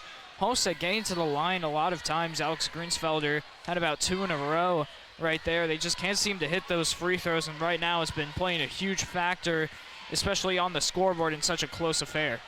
3:29 left in the Snider has the ball. They lead 42-41. Homestead on the verge of suffering their 4th loss of the season. This is a big game. This is one you got to pull out. Yeah, especially when these teams are so even. You got Homestead 8-3, Snider 9-3. 3-0 in the conference is Homestead, while Snider's 2-1. If you want to remain in the front runner for the SAC race to first, you have got to beat Snider tonight. And if you're Snider, I mean, this win is one of the only ways that you'll be able to contend for first place. 3:29 left in the fourth. Homestead down 42-41. Snider with the ball out of the timeout. This is where Homestead's defense has to step up. You can't allow any more threes. Yeah, that's literally the last thing that you want to allow is Snider. I mean, if they find even a little bit of space, they will take that shot as they have done all night long.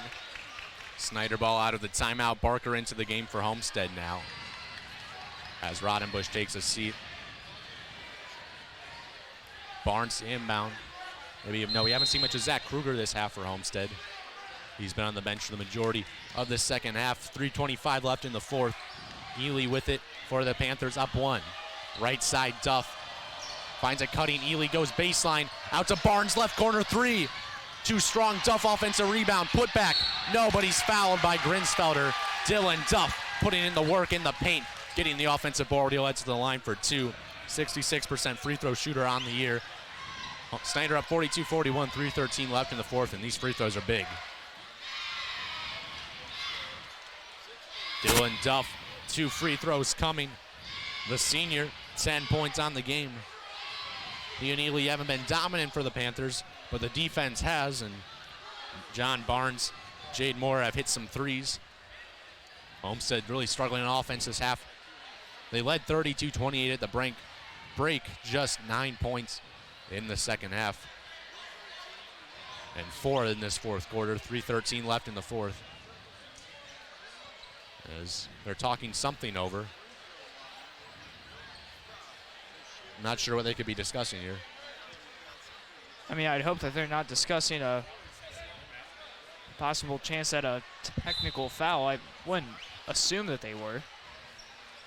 Seems like a timeout. Do they call a flagrant foul? Oh, no, a timeout called by Homestead before the free throws.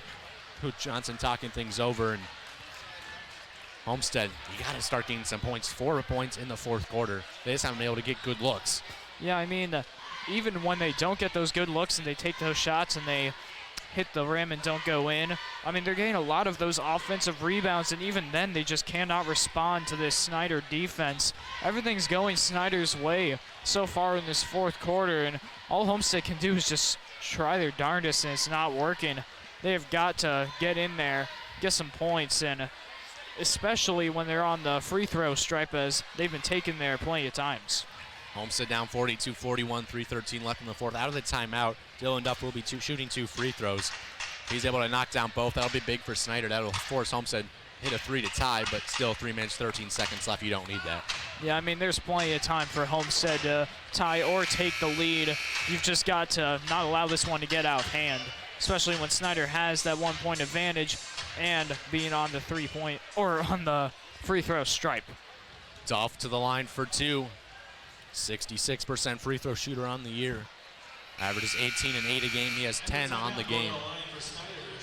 Chance to make it 2 more. 2 big free throws. 3:13 left in the fourth. Snider up 42-41. Duff's first free throw. It's good. He's hit some big shots on the game for Snider. He has 11. John Barnes leading the team with 12 points. Second free throw coming for Duff. This one good as well. 2 big free throws for Dylan Duff. Snider leads 44-41, 3:13 left in the fourth. They're going to a full court press now. Goody within the backcourt as Snider backs off that press a bit. Simmons with it. Across half court now. Barker on the left wing. Feeds it to Grinsfelder, left block. Out to Barker, left wing. Baseline now. Out to Grinsfelder. Left wing has it, guarded by Wimby. Dribbles around up top. He picks up his dribble. He can't find anyone. And a timeout called by Homestead. Nothing happening on offense right now for the Spartans. Yeah, that was just another example of how dominant this Snider defense has been this half. They just continue to get in Homestead's head, and hopefully it doesn't stay that way, or else we're going to have to announce a loss. Homestead down 44-41, 2:47 left in the fourth. You think they have to get Luke Goody some looks? Yeah, I mean, Luke Goody hasn't really found that made good looks tonight. He's only got 9 points compared to usually his 17 points per game. So almost half the amount of his usual output. But if they can find him on the three-point arc, he's shooting near 39%. Or if they can even find him really anywhere on the court, he'll be able to take some shots and give Homestead a chance at the lead. Homestead down 44-41, 2:47 left in the fourth. Spartans led by 4 at half. Hasn't been their half on the offensive end, to say the least. Just 9 points in these final 2 quarters. 2:47 left to go. A lot of basketball left to play. Harmon in the backcourt. He checked into the game along with Rodenbush. Feeds it to Grinsfelder. Right block, posting up Wimby. Draws a double. Out to Simmons, left side. Free throw line into the paint. A layup up. No, but a blocking foul. Grant Simmons will head to the line for 2. Simmons down on the ground. Slow to get up there, but he'll head to the line for 2 free throws. 2:35 left in the fourth. Well, this is. They called a charge, actually. Oh, no. That's not good. A turnover for Homestead. There'll be Snider ball. 2:35 left in the fourth. Panthers up 44-41. A chance to get a dagger of a basket here and make it a 2-possession game. Duff left side. Guarded by Goody. Dribbles into the paint. Out to Wimby right side. Cross court Barnes. He has 12. Guarded by Simmons with it at the logo. Gets it knocked away. Able to recover and a foul on Grant Simmons. Team 6, 2:16 left in the fourth. Homestead down 44-41. Jake Archbold into the game for Homestead. We'll see who heads out. Grant Simmons to the bench for Homestead. Has 9 points on the game, none in the second half. Snider ball, 2:16 left in the fourth. Actually, Quinn Harmon will check out. 2:16 left in the fourth. Snider up 44-41. Barnes to inbound. Lobs it into Underwood in the backcourt. Ely now with it. Pushes it across the timeline, top of the key. Picks up his dribble over to Underwood. Homestead looking to trap or maybe even foul. Barnes left side. I think it was Jayshon Underwood they were looking to intentionally foul, as he's a 42% free throw shooter. And they do that as Rodenbush intentionally fouls Jayshon Underwood. Sends him to the line for a 1-and-1. This is where all the pressure's on Jayshon Underwood. I mentioned 42% on free throws this year, a 1-and-1. 1:59 left in the fourth. Homestead down by 3. The Spartans just 9 points in the second half, and that's not going to win you ball games. Certainly is not, and well, they could have a lot more points if they would just hit their free throws, and now Snider's at the free throw line to try and maybe put this game away. Underwood 1-and-1. The first one's up, in and out. Goody the rebound. Homestead with it, down 3, 1:57 left in the fourth. The strategy pays off as Homestead has it a chance to tie. Simmons left side, down low. Archbold dumps it off to Grinsfelder, loses it out of bounds. A costly turnover. Grinsfelder thought it was off of Snider, and a timeout called by Snider, and that's not what Homestead needed.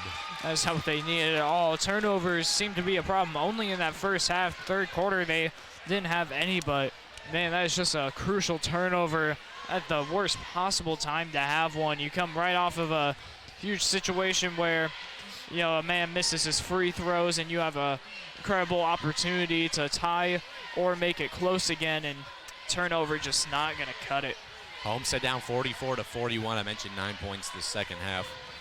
The Spartans, they just have not been able to get any good looks, any buckets, haven't been able to hit open shots, haven't hit free throws. It's been an all-around bad offensive half. Yeah, I mean, open, contested, it just nothing has seemed to land through the nylon for the Spartans so far. Just Snider's defense has been all over all game long, and Homestead, I mean, they have got to find wide open shots. They've got to find them soon, or else Snider's defense is going to help them win this one. We'll see if they intentionally foul Jay-Sean Underwood again out of the timeout. Maybe he won't be out there for Snider. Actually, he is. Snider ball, 1:46 left in the fourth. Panthers up 44-41. Homestead going to a press. Barnes to inbound for Snider, the quarterback. One of the better quarterbacks in the conference this year. Inbound goes to Duff, back to Barnes. In the backcourt, he's trapped in the corner. Picks up his dribble, he's pivoting. Throws it down court, no one home. But Underwood saves it to Ely, and he lays it in. What a play by Jay-Sean Underwood. Love the hustle. Snider up 46-41. 1:25 left in the fourth. Rodenbush over to Goody, right side. Top of the key, takes a deep three. Short. Offensive rebound, Grinsfelder posting up, and a blocking foul called on Elijah Wimby. It'll be a 1-and-1 for Alec Grinsfelder. And he has to hit these free throws. 1:17 left in the fourth. But what a play that was by Jay-Sean Underwood to sprint down the court, save it, and get it to Michael Ely for a two. Yeah, we were just talking about how great of a quarterback he was, and he just heaves it deep. What a incredible play. Grinsfelder 1-and-1, good. Hits the front end. He has 14. Homestead down 46-42. 1:17 left in the fourth. Preston Barker checks in for the Spartans. Or he's set to check in maybe for Alec Grinsfelder, who has 4 fouls. Second free throw from Grinsfelder, good. 15 points for him. Preston Barker in for Alec Grinsfelder. Homestead down 3, 46-43. Snider in the bonus. 1:17 left in the fourth. Panthers ball. Barnes to inbound. Last time out. Under hustle from Underwood got them 2. Barnes in the backcourt now. Across the timeline, he's trapped. Over to Duff now. Right side, handoff to Ely. In the corner, and a foul called on Homestead. Maybe not who you want to foul, Michael Ely. But it is just a 1-and-1. 1:07 left in the fourth. Snider up 46-43. Big free throws from Michael Ely, a 1-and-1. 72% free throw shooter on the year. Harmon and Grinsfelder in for Parker. Arch will check out. Ely averages 20.5 points and held to 9 in this one, but the second option, Snider have been big. John Barnes, Jade Moore. Free throw for Ely, the front end of a 1-and-1, good. Clutch free throw. Snider leads 47-43, 1:07 left in the fourth. Homestead just 11 points this half. Ely's second free throw. That one good. Snider leads by 5. 48-43, 1:07 left in the fourth. Homestead ball, Goody up the court now. Left side screen from Grinsfelder. Top of the key, crosses over. Step back three from Goody. In and out. Rebound by Duff. And he's fouled. No, they'll call an offensive foul on Dylan Duff. It looked like he swung the elbow. And it'll go to Homestead with 56 seconds left in the fourth. They're talking things over. So a turnover on the Dylan Duff elbow, and Homestead has it. Timeout, or looks like a maybe timeout, I'm not sure. 57 seconds left in the fourth. Snider up 48-43, and Goody just hasn't been able to get shots to fall. Yeah, he really hasn't been able to get any to fall. He has 10 points today, but he's really had to grind to get those 10 points. I mean, he has got to find some shots in order to help his team get back into this one, because honestly, if they don't get a point here on this possession, it could spell game over for the Spartans. Homestead ball inbound underneath their own basket. Harmon to inbound. He had Rodenbush in the corner, didn't find him. Passes out to Goody, left wing, open three. He sinks it. Luke Goody, the clutch three, and Homestead cuts the lead to 2 with 54 seconds left in the fourth. Timeout Homestead. Snider still just in the 1-and-1. Things are getting interesting. Right there, that was the shot we were waiting for from Luke Goody. We said he wasn't making many shots. He had to earn all of them right there. He definitely earned it. Was able to find some open space, hit a clutch three, puts him right back in the game. Homestead down 48-46, 54 seconds left. Who do you try and foul here? I don't really know if you try and foul. You just, I would personally think that you start off by trying to trap somebody at the half court. And if you can't do that, I mean, just hope that they don't spend the next 54 seconds holding on to the ball. And Goody finally got a good look, was able to knock it down. Hasn't been able to hit a lot of shots this game, but Homestead, he hasn't been getting a lot of good looks. Most of them he's had to create himself a lot of step-back shots.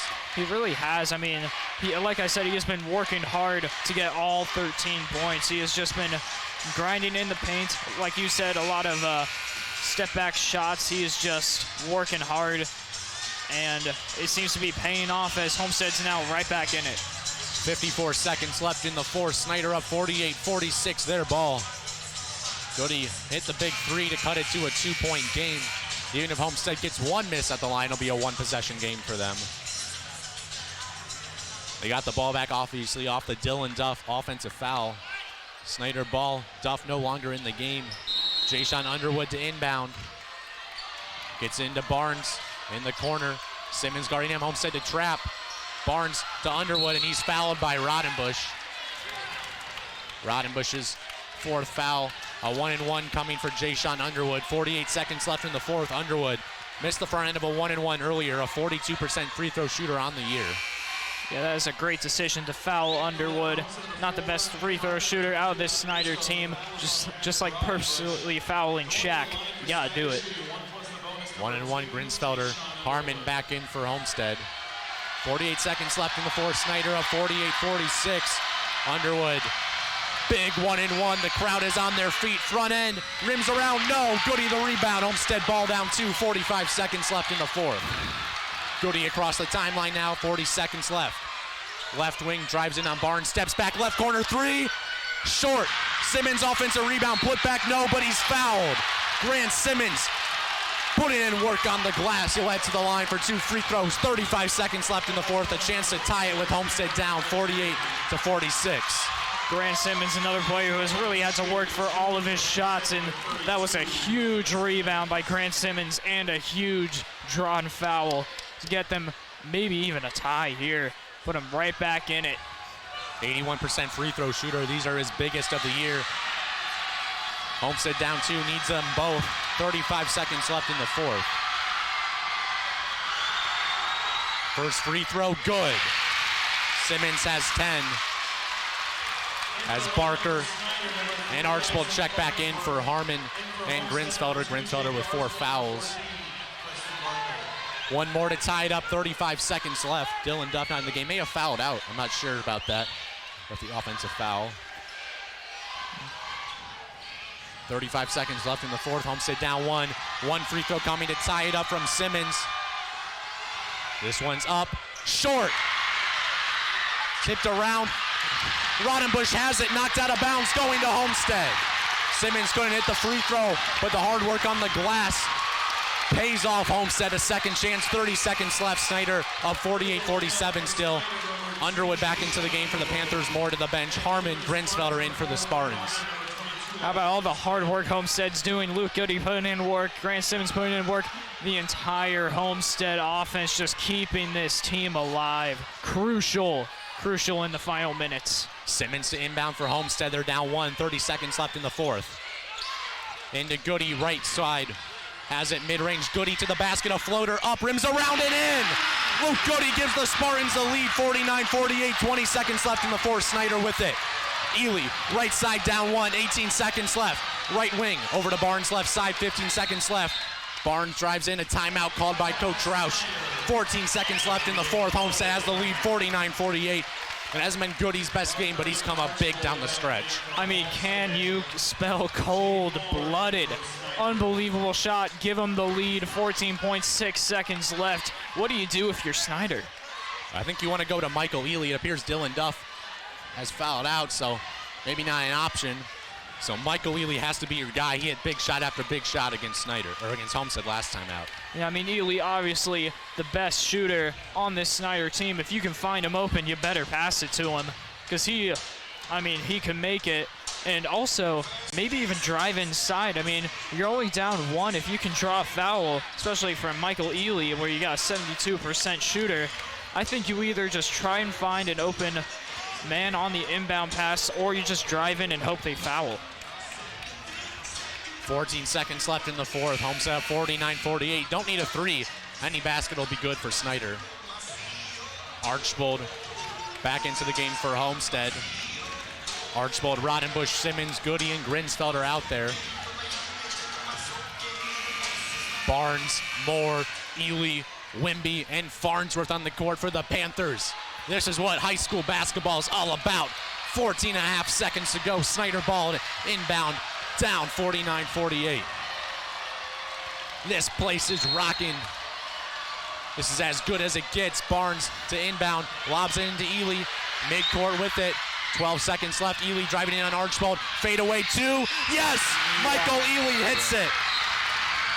Michael Ely, the shot. Timeout, Homestead. 8 seconds left. Snider leads 50-49. Unbelievable. What a shot. My goodness. Michael Ely just gifted Snider the lead. And now Homestead the one that has to respond. You can't ask for 2 better games than Homestead and Snider, the 2 matchups this year. And Snider gained the clutch shot every time. This is very similar to the last time out. Yeah, this has just been an incredible game so far, and it looks like it's going to have an incredible finish. Who do you go to here for if you're Homestead? Is it Goody? I mean, he has been clutch in these last 2 minutes. I think if he's even relatively open, you got to give it to him. Trust him. Trust in Goody. 8.4 seconds on the clock. Homestead down 50-49 after Michael Ely re-gives Snider the lead on a mid-range jumper. It doesn't get any better than this. Both teams trading clutch shots. This is where it gets tough to keep your composure as an announcer. Homestead will inbound on the other side of the court.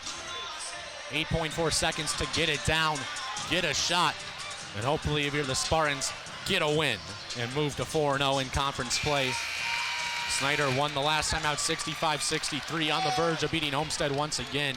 These 2 teams obviously very well matched, very evenly matched. Simmons to inbound, Snider pressing, 8 seconds left. Harmon into the game for Archbold. Inbound goes to Goody, 8 seconds in the backcourt, across half court with 5. Goody loses it, left corner, 4 seconds, a tough fadeaway. He's fouled! Luke Goody fouled on the shot by Michael Ely, and he'll have 2 free throws with 2.3 seconds left. Snider up 50-49. That was just a heave from Homestead, and Goody gets rewarded. I mean, I don't even know if Goody plans on trying to get that to be a foul, but it really worked out for him. He just turned around. Michael Ely wasn't ready for him to turn around and take that very contested shot, turns into a foul.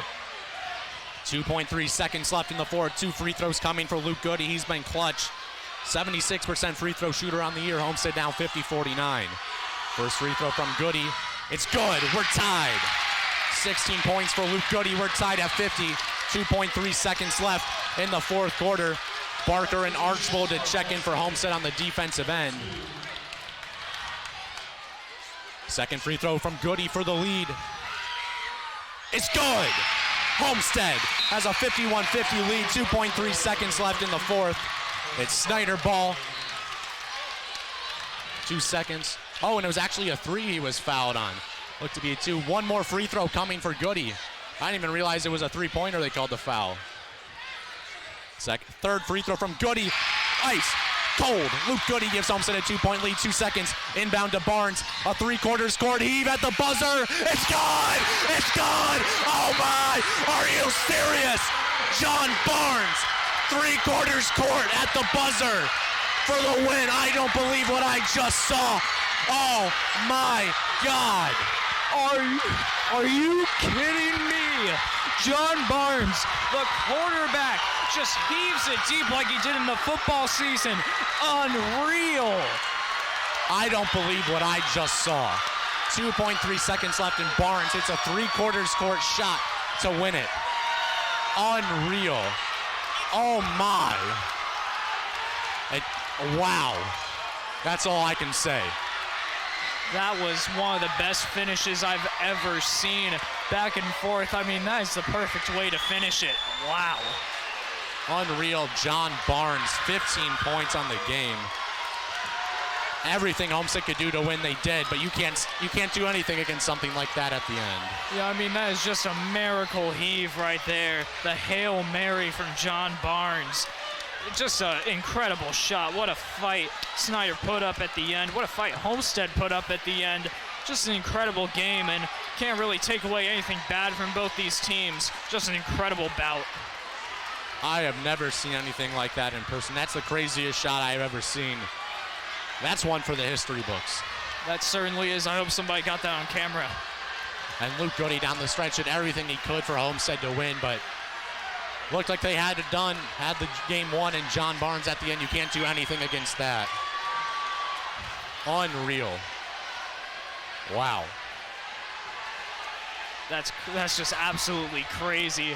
I mean, what a game. Just the entire game, the whole stretch, very close, very competitive, back and forth. And it was back and forth even in those final 10 seconds. And just the faces of everybody here at Homestead just say unbelievable. Final 10 seconds. I'm in shock. Just the faces of everybody here at Homestead. Loses, you can say they lost. I don't think it's easy to say either team won or lost that game. These two teams very evenly matched. You don't want to say Snider got lucky on a shot like that. I don't think it's easy. They did, but they certainly deserved to win this game. Yeah, I mean, really both teams deserved to win. It seemed like no matter what happened at the final gun, both teams came out and just gave it their all.